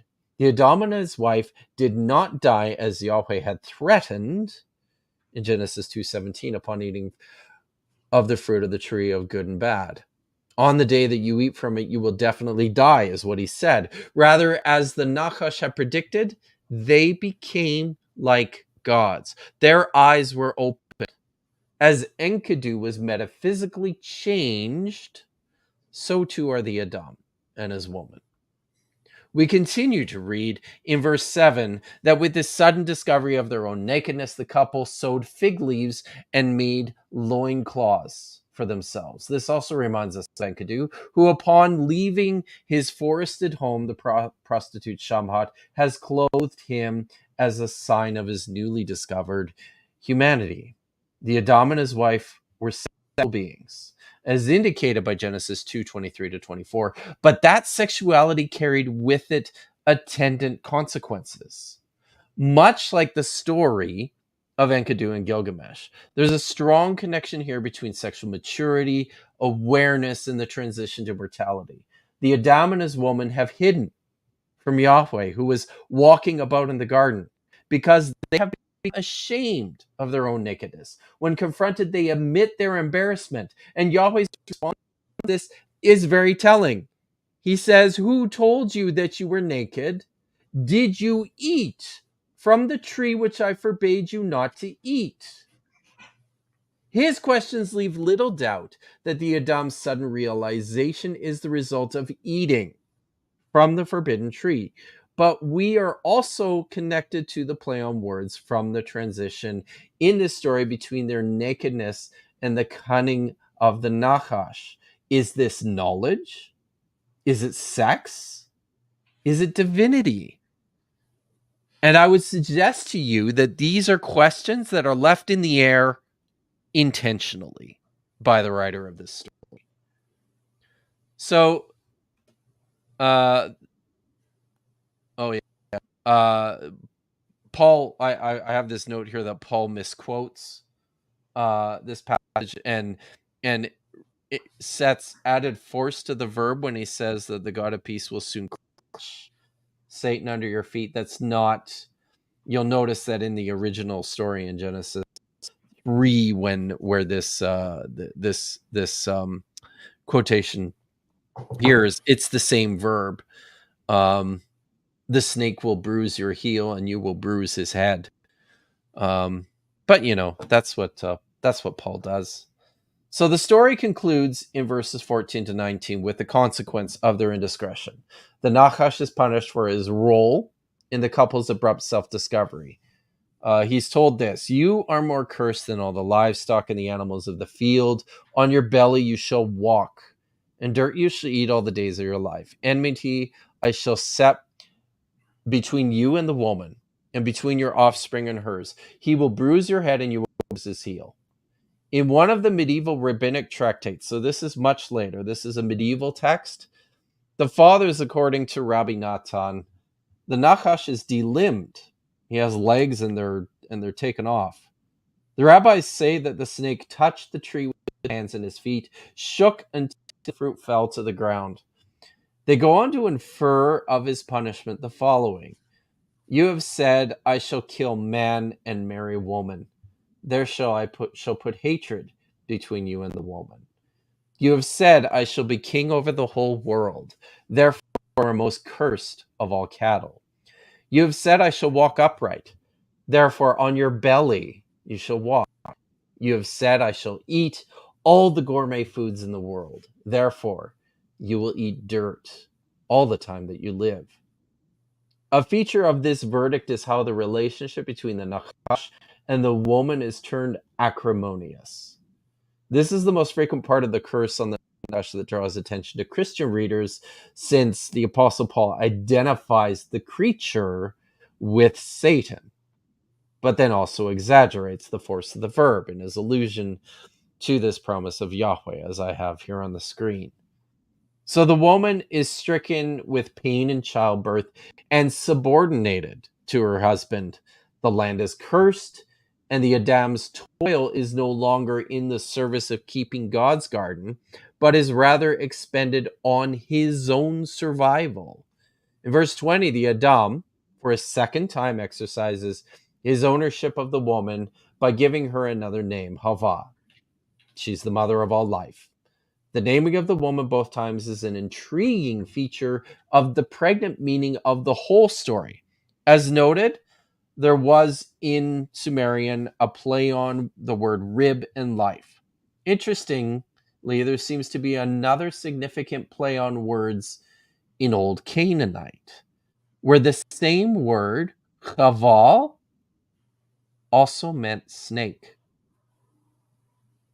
Forms of this word survive in Aramaic, which is closely related to Hebrew. In the story of the fiery snakes that we read in Numbers 21:9, Mhm. Aramaic translations render this with the same word, Chava, Eve. And indeed, in Genesis 3, this is the word that is also used for the Nachash, Chava. And finally, if there's any doubt as to the connection between sex and the encounter between the woman and the Nachash, one of the Aramaic translations of this story, the Targum Pseudo Jonathan, portrays this creature as actually a wicked angel named Samael in disguise. It says this: "Then the woman saw Samael, the angel of death, and she was afraid."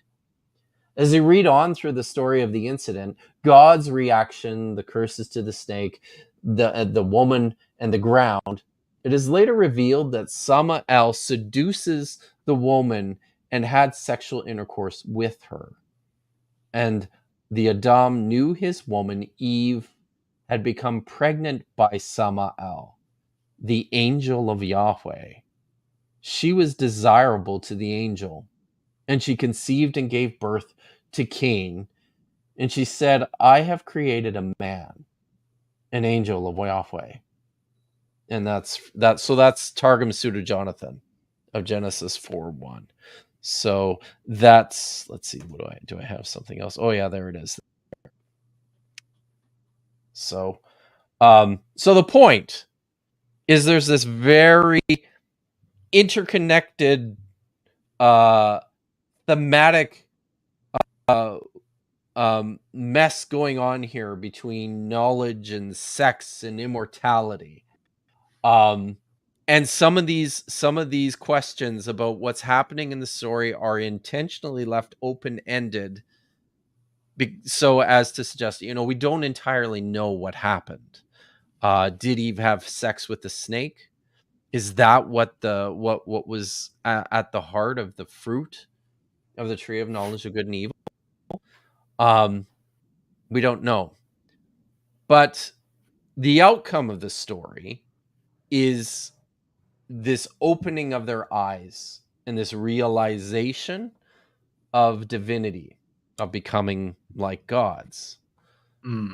So I think I'm done with the slides, but I have a little bit more here to share. Well, could I just ask a quick question? Yes, good place.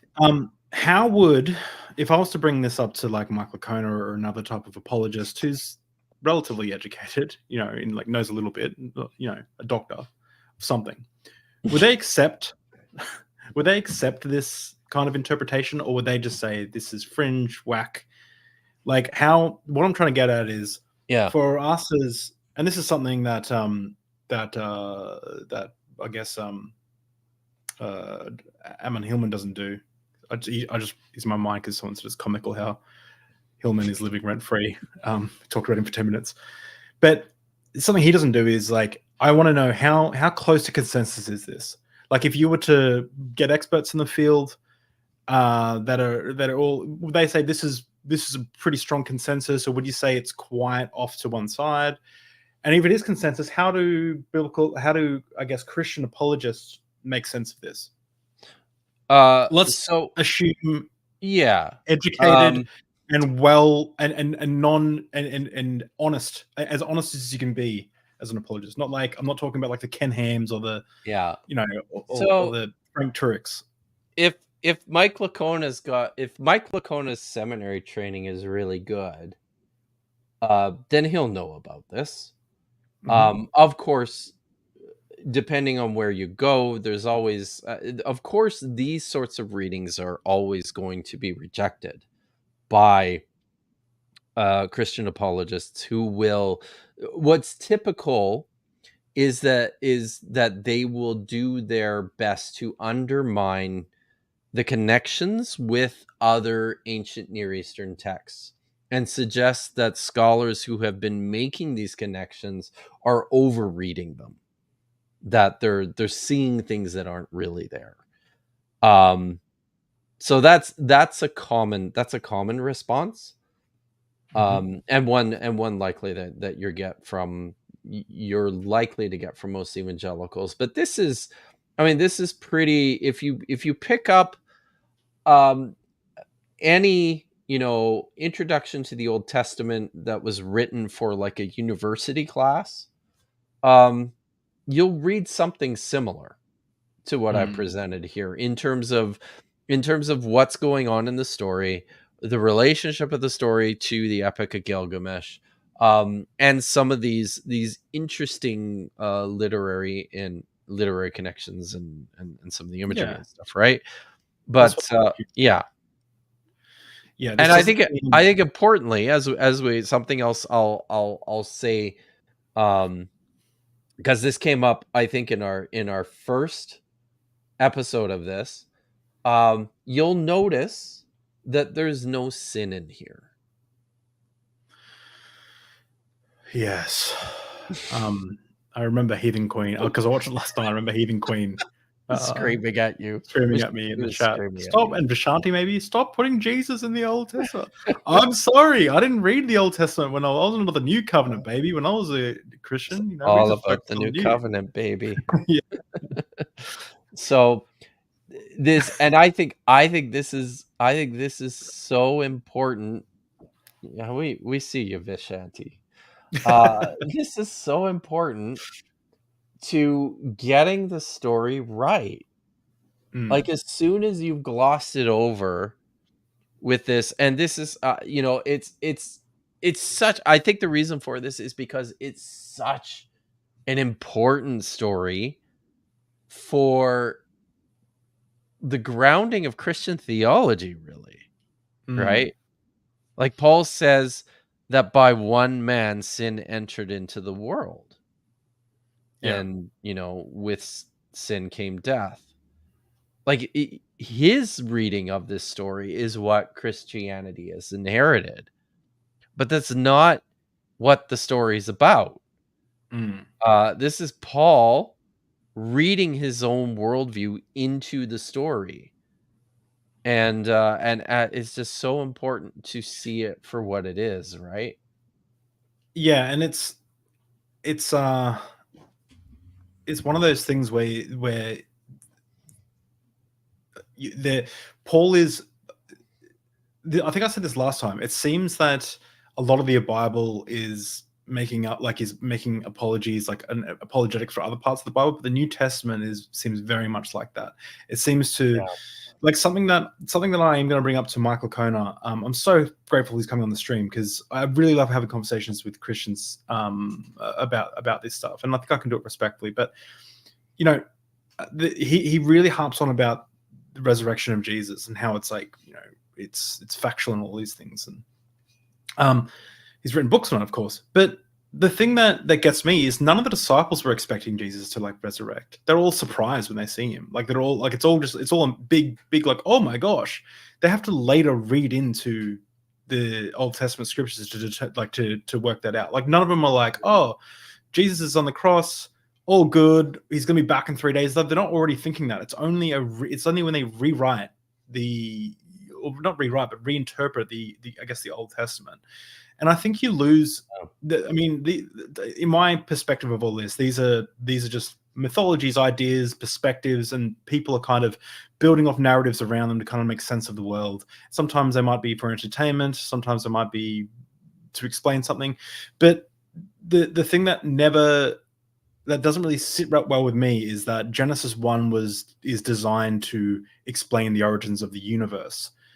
One, because it's so wrong, like, it's so Yeah. blatantly wrong. Like, if there is a God, like, there's no way God's hand could be in that, unless you then deny all of science and observable evidence. But And that's the thing well, people do. do that. Yeah. And but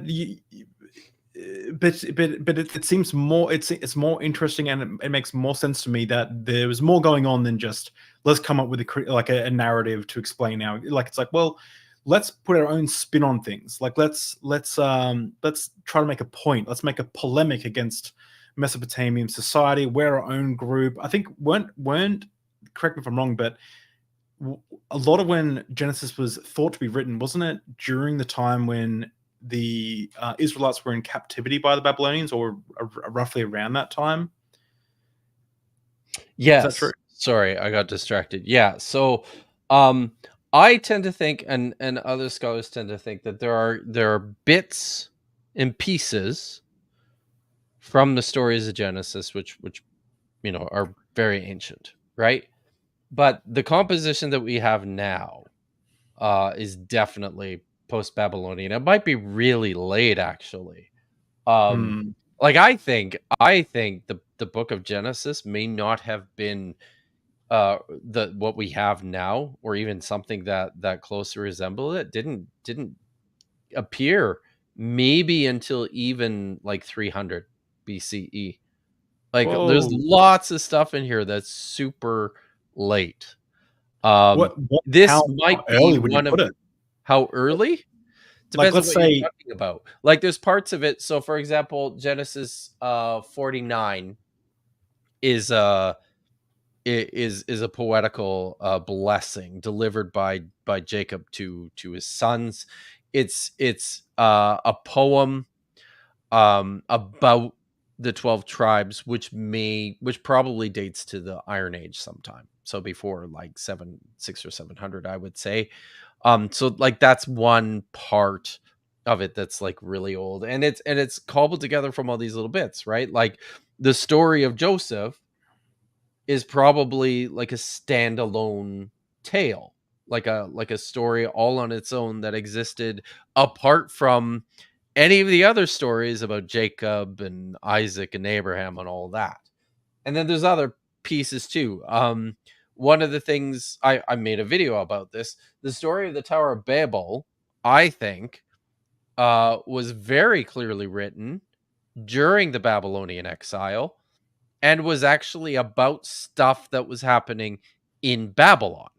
One of the things that was happening in Babylon at the time of the exile, or well, I should say, be more so between the first captivity, which took place in 597, and the second captivity in 587. So there's Jews living in Babylon during this whole period of time, when Nebuchadnezzar is in the process of renovating this magnificent ziggurat, this towering ziggurat in the center of the city, called the foundation platform of heaven and earth, Etemenenki.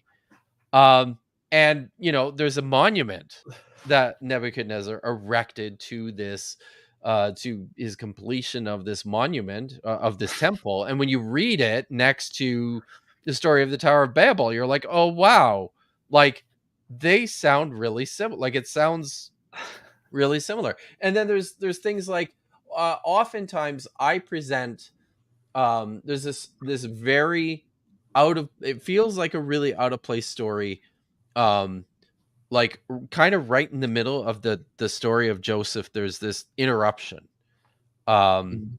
just before, like right after Joseph gets sold into slavery, and then before the continuation of what happens to him in Egypt. There's like this vignette, all about Judah. It's this story about how he marries a Canaanite woman and has three sons.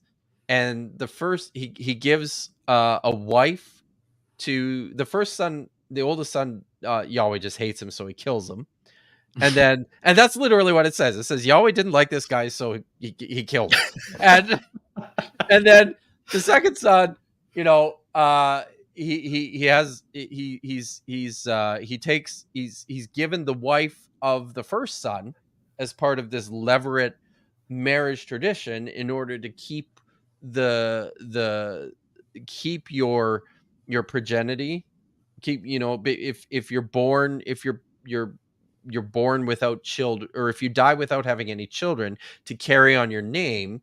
There's this tradition within the Hebrew Bible where, um your wife is given to your brother, and he has sex with her, and whatever she bears becomes like your child posthumously, to carry on your name, right? This is a levirate marriage. So This is how this is they apologists get around the different genealogies of yeah, Mark, yeah, Matthew, yeah, and Luke. it's so stupid, right? Rolled my eyes as hard as So possible. yeah, Yeah, yeah. So, yeah. in this story of in Genesis 38, Judah's second son, he is given the wife of his dead brother, but he refuses to fulfill his levirate marriage vow.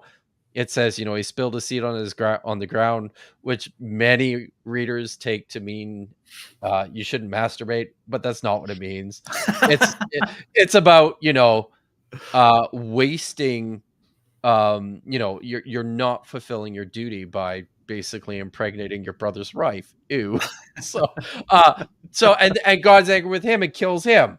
And then there's the third son, who's really young, and Judah says, well, he's too young to marry this woman, so I will wait. This is Mm. it's so I'm not going to tell the whole story, but it's this interesting story, and it has a number of very intriguing literary parallels with the story of the succession, what's called the Mm. succession narrative in Second Samuel chapter 9 through, or sorry, Second Samuel chapter 9 through First Kings chapter 2. The story of the sons of David as they're competing for the throne in David's old age, right? Mhm. I think that's a story that originated, you know, as like a polemic against, the stuff that was taking place in the House of David. It's a really, really interesting, um social critique of, these royal foibles. So all that to say, there's elements within Genesis that I think you can date quite a bit earlier. But you're right. Like, the book as we have it now was put together much later, well after the Babylonian exile, I think, like well after. Um, maybe it might be one of the more recent books of the entire Hebrew Bible, right up there with things like Daniel and some of the later prophecies. So, anyways, yeah. So Well, yeah, Genesis is late. the I was laughing before because the only reason I know what the ziggurat is from playing Civilization 6. Oh, good. So, Video games are good for something. yeah, Where would we I be used to always without play them? as Hammurabi and all that. I play video games to de-stress sometimes. I love video games. Nice. What I was going to ask you just before we wrap up, and if anyone's got any super chats, I'll see a Listen, couple. I actually, so I have a little bit more. Can I just finish? Oh yeah. No, Yeah, sorry. sorry. Because Yeah. I've got this little This bit is what more I at mean the about end not here. having notes. I have no idea. Yeah, you don't. Yeah, but Right. yeah, You have no idea yeah, what's happening. So I yeah, don't have any slides for this. So yeah, I'm just gonna, and this is like the end of the story, right? So after yeah. all this, like, what is this story about? We talked a little bit about this. It says some different things about good and evil. Some have suggested it has something to do with the origin of sin in the fallen state of the world. Um, Apart from all these things, Genesis 2 and 3 creation myth was first an ideological tale about the nature of the difficulties of life and the peculiarities of sex, from the hardships of agrarian living off the unforgiving soil, its thorns and the hazards of snakes, to the shame that accompanies nakedness and the instinct to cover it, to the reason why childbirth is so difficult. But as I finish up, I think it's worth reflecting on this story from another angle, and more in conversation with something else going on in the early parts of Genesis. The story concludes with the following declaration made by Yahweh. This is from chapter 3, verses 22 to 24. See now, the Adam has become like one of us, knowing good and bad. So what prevents that he might stretch his hand and take also from the tree of life, eat, and live forever? So Yahweh God banished him from the Garden of Eden to work the ground from where he was taken. He drove out the Adam and stationed on the east of the Garden of Eden cherubim and a flaming, whirling sword to guard the way of the tree of life. So the temptation for many will be to see in Yahweh's response a reactionary attempt to deal with an imminent threat. The man knows too much. And for him to gain immortality will somehow jeopardize the residents of the garden of God. The fearsome, gigantic winged bovine beasts with human faces, that's what the cherubim are, the cherubim. These creatures that Yahweh stations at the entrance of the garden certainly conveys a strong sense that you are not welcome here. And I think the instinct is to respond by thinking, what a selfish God, small-minded, petulant, determined to keep his creations under his thumb. I think these instinctual dismissals may detract, though, from how this story connects with the drama that follows. So, as I briefly noted earlier, I've hinted at this throughout.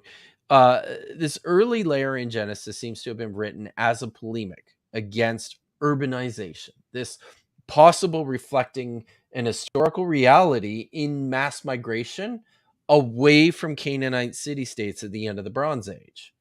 But scholars like Ronald Handel and David Carr have pretty convincingly shown also that the so-called primeval history of Genesis 2 to 11 was constructed in direct response to the celebration of civilization and city planning in the Epic of Gilgamesh.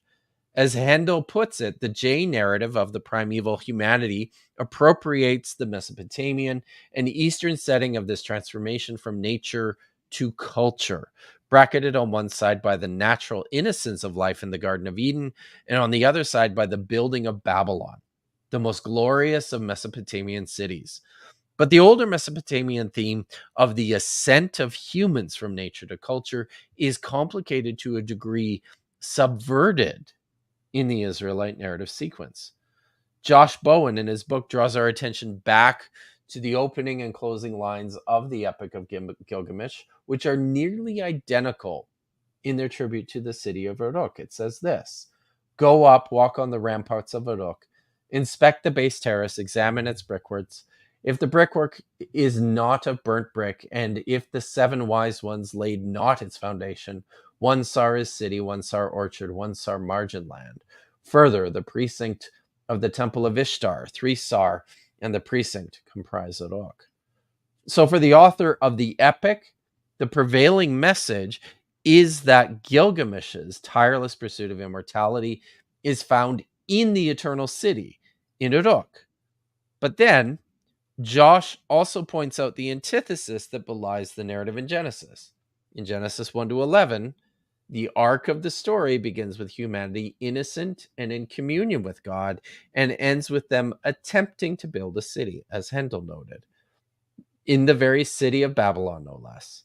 The collaborative project of humanity would be considered a phenomenal achievement today. However, in the eyes of the biblical author, this was antithetical to God's command to spread out.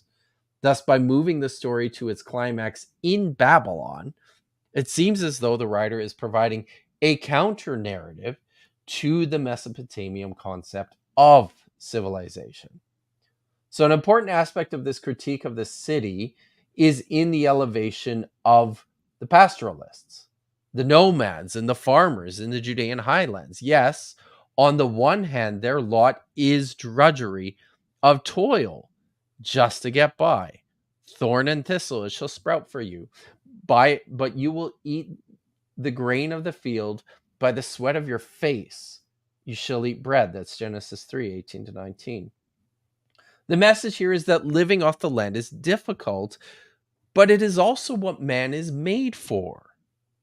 Yahweh formed the Adam from the earth, and he enslaved him to the cultivation and upkeep of the landscaped urban garden of God.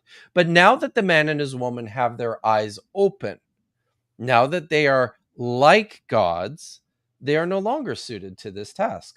See now, the Adam has become like one of us, knowing good and bad. So what prevents that he might stretch his hand and take from the tree of life, eat, and live forever? In verse 22. So I take this to mean that while the man now possesses godlike insight, he is not yet a god, but that in obtaining immortality by eating of the tree of life, he will then no longer be in the station of a garden slave. He will be a god. The man's purpose must be realized, but he is no longer fit to do so in this immortal realm. And this reminds me of another Akkadian creation story called Adapa and the South Wind. Adapa is a servant of the god Ea, who runs afoul of the great god Anu and is summoned to appear in heaven before him. Ea advises Adapa about what will happen. He says, "When they offer you the bread of death, you shall not eat. When they offer you water of death, you shall not drink. When they offer you a garment, put it on. When they offer you oil, anoint yourself. This advice that I have given you, neglect not. The words that I have spoken to you, hold fast." But when Adapa stands before Anu, he is rather offered bread and water, not of death, of life. However, in devoted obedience to Ea, he abstains and Anu laughs at him. "Come now, Adapa, why did you neither eat or drink? You shall not have life. Ah, perverse mankind." Ea's trickery could be seen as malicious, but for Ea, Adapa is intelligently designed. Wide understanding he has perfected for him to disclose the designs of the land. To him he is given wisdom, eternal life he had not given him. In those days, in those years, the sage from Eridu, Ea, created him as the model of man. The sage, his command, no one can vitiate. The capable, the most wise among the Anuki is he. The blameless, the clean of hands, the ointment priest, observer of rites, With the bakers, he does the baking. With the bakers of Eridu, he does the baking. Bread and water for Eridu daily he provides. With his clean hands, he arranges the offering table. Without him, the table cannot be cleared. He steers the ship. He does the prescribed fishing for Eridu. Without him, the table cannot be cleared. Adapa's wisdom has perfectly suited him to the task of looking after Eridu. He is the model of man. He is indispensable to Ea. I think this helps to flesh out some of the detail in Genesis 2 to 3. The Adam was created for the earth, not the city. More specifically, he was created to cultivate and look after the garden of God. When this station is jeopardized by his acquisition of knowledge like a god, he can no longer stay in the garden. The man and the woman are banished, but they are also emancipated, free from slavery to the garden. They become their own masters, slaves to their own destiny. By the sweat of your face you shall eat bread. There's a nobility in the labor of keeping your family alive. The task of survival in the hill country, outside of the decadent Canaanite cities, can be unpleasant. It's unforgiving. It's work. But at least the sons of Adam are free. So that, I think, is a key aspect of what's happening in this story. Someone said, I very much enjoy Kip's reading voice, Oh, and I have that's to agree. nice. Oh, Do you cool. think you'll do an audible version of the book? Yeah, and I think I'm gonna do. I know Josh likes to get Seth Sanders to do his, but I would worry that if I got someone else to do it, that they wouldn't put the emphasis in the right places of what I'm trying to communicate, right? Well, people like your voice, so I mean, no one doesn't like Seth's voice, but Yeah. I think I always prefer hearing from the original author. Just if anyone's got any super chats, any other super chats, just let us know. Well, start doing it now. But I just wanted to say thank you so much, Kip, for coming on. Yeah. It's always great, I've had fun. I also want to, before we get to super chats, I wanted to shout out the archbishops of Patreon of Deep Drinks, Jason Rollins, Matthew Monga, Digital Hammurabi, and Skeptics and Scoundrels. Eric, thank you so much I know for your all support. those people. And of course the bishops and everyone else who supports this channel, Deep Drinks. We really appreciate it. If you liked what you saw here today, of course, all of this is available in Dr. Kip's course, which I've spammed in your chat, Kip. It's linked in my chat. It's linked in the description. If you join the course, you get everything you see here today and more. Of course, also, Kip, can you tell us what's coming up on your channel? Well, Josh and I are getting back to reading Hebrew on Thursday. And so we just finished Jeremiah chapter 1, which was fun.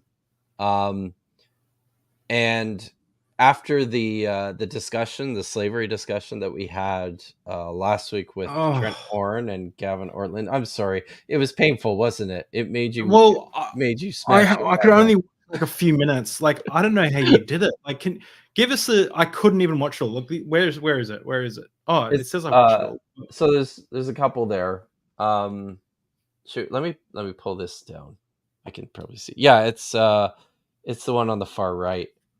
Because we did a I just don't see. Can you just tell me what were the answers to this? Like, was it a nice? Like, let me guess. Was it a nice kind of slavery, or they weren't actually the words for slavery, or where do you get your morality from? Like, what avenue did they pursue in that? I think there was a little bit of all of that in there. I was happy though that, like, I mean, I go into these things with very, very low expectations. So when you go in with low expectations, you're never that disappointed. So I was happy that it felt to me like there was some admittance on their part. Is that a word? Admittance. There was I understand admission. There was some admission on their part. Maybe this stuff is stronger than I thought. There's some admission on their part that um, that there was permanent slavery in the recommended in the Bible. Mhm. Now, and I was happy about that. So, like, That's good. baby steps, right? It still was frustrating as hell, but you know, I just honestly like I was very naive, but the so episode that we did on I'm sorry. deep drinks, Did you watch the, like, you said you watched a little bit of it? I can't remember how much. It's funny because last time you were on, I had my wisdom teeth taken out, Oh and yeah, then right. on this side, and then this literally a few days ago, I had the other side taken out. So it's like so it was around the same time. So I might Oh have no. watched this but fallen asleep, but I Okay. definitely that's probably why it's all So watched. close, But yeah, very close to the beginning, Vishanti actually posted a question in the super chats there. Um, yeah, there it is. You can see it. Does the oh panel yeah, at least agree that slavery is wrong or immoral? And even though we were not taking super chats or asking audience questions, I thought that was an important one. And oh yeah. I thought this was a slam dunk, David. Like, when I posed the question, my expectation was kind of like, you know, yeah, we're hearing this discussion about slavery, and like, we can all agree, right, that slavery is wrong, right? Right? But they won't. Yeah, No, like, no, and it's shocking. Like, it's just no. it's, yeah, Mm. Maya Atkinson here. Look, I can do this too. Hey, Depends on what your definition is. So, yeah, yeah. yeah. So, the other one there, David, if you go back to my catalog, something else, you will enjoy this much more. The black and white one there, Slavery Examined. Oh yeah. So last night, Oh, uh, Vishanti's on. yeah, there Okay, she yeah, that's cool. is, and she did amazing.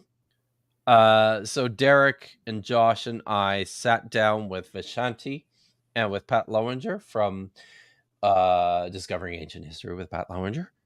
Mhm. And they, they gave us some thoughtful, a really nice thoughtful critique while I drank a hazy IPA about Well, it's the funny that you mentioned Pat because he just said a second ago, I wonder if he's still here. Shit, too many beers. Now I'm getting sleepy. So I yeah. wonder if he's actually still he's left He's the he's fallen Pat's asleep. like older than I am, so he's off to bed.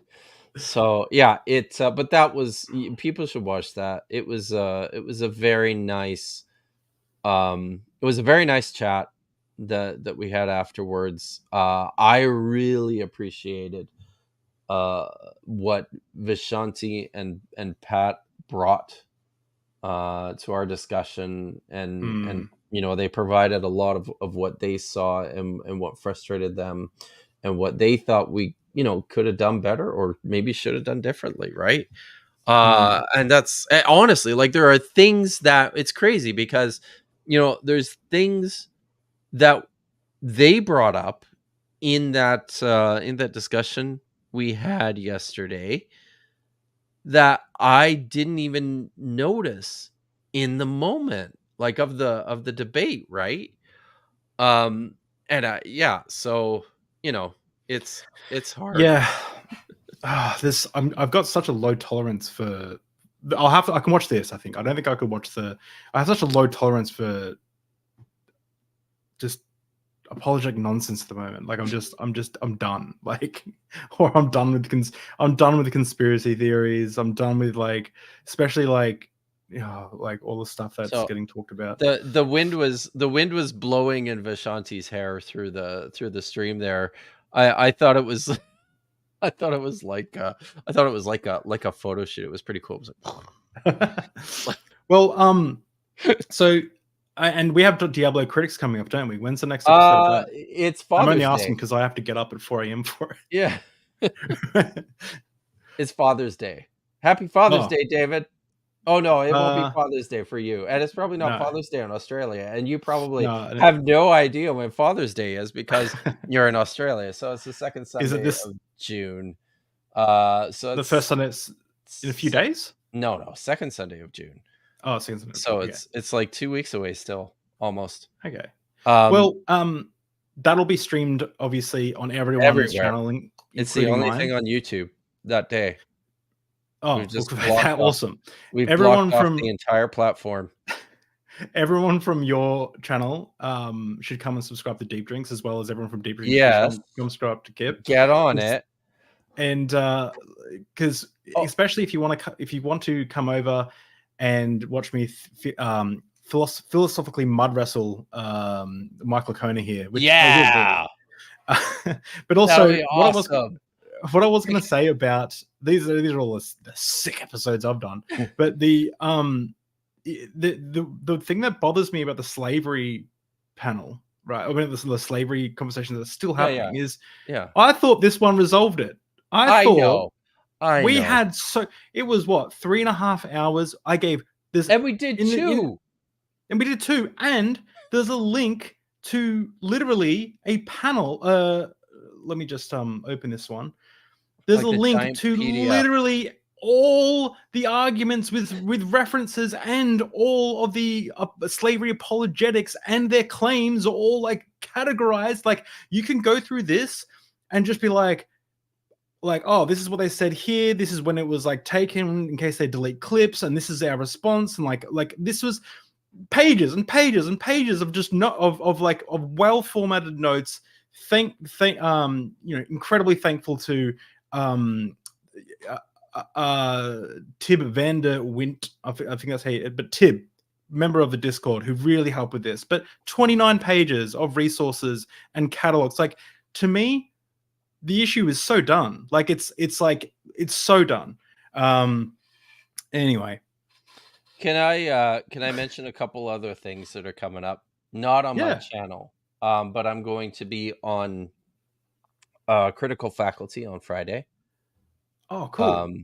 And then next week, I'm pretty excited about this. I am going to be appearing with Chrissy Hansen on Aaron Ra's channel to talk about Jesus mythicism, because my friend Lawrence over at Milwaukee Atheist sent me a text one day and said, "Hey, would you come and do something about Jesus mythicism on Oh no. Aaron's channel, because it feels like a lot of people over there really need this information." Oh so man. so that'll be Yeah. fun. And Chrissy is awesome. Yeah. Yeah. People remember Chrissy. Chrissy's been on Deep Drinks before as well. So first channel is a fellow Australian, Critical Faculty. Go over to Critical Faculty, subscribe. Yeah. Incredible stuff. Great friend, and of course, everyone should know the GOAT, Aaron Ra, who's just I really appreciate that Aaron Ra. Oh, He did he kind of, just do something recently on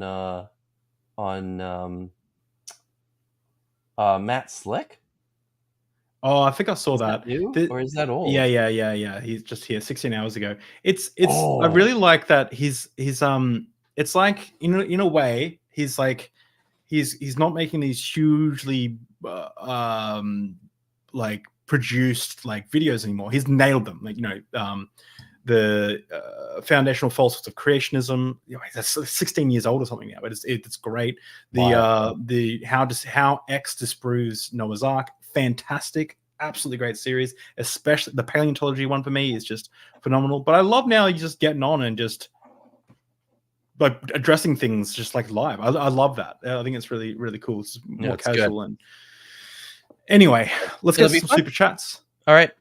And we have the first one. We put up by B. Hillman 6 months ago. We've talked about that one already. And we have a little super chat. Fiery Serpent, a reference to Guinea worm disease. Is this another Hillman thing? I don't know. But Just infiltrating its yeah, way into I don't know. these Maybe. conversations. I have no idea. I think Okay. I just think it's all about sex, people. Oh well, Yeah. most things in life are, turns out. But thank you so much, the Masturbator, for the $2 super chat, and thank you everyone else for checking out this channel. Make sure you subscribe and all that good stuff. And yeah, I guess we'll see everyone in a few days for the Michael Kona. I'll call it a debate, but I'm going to be friendly. Be nice. See you later. I will. Bye, guys. Bye, guys.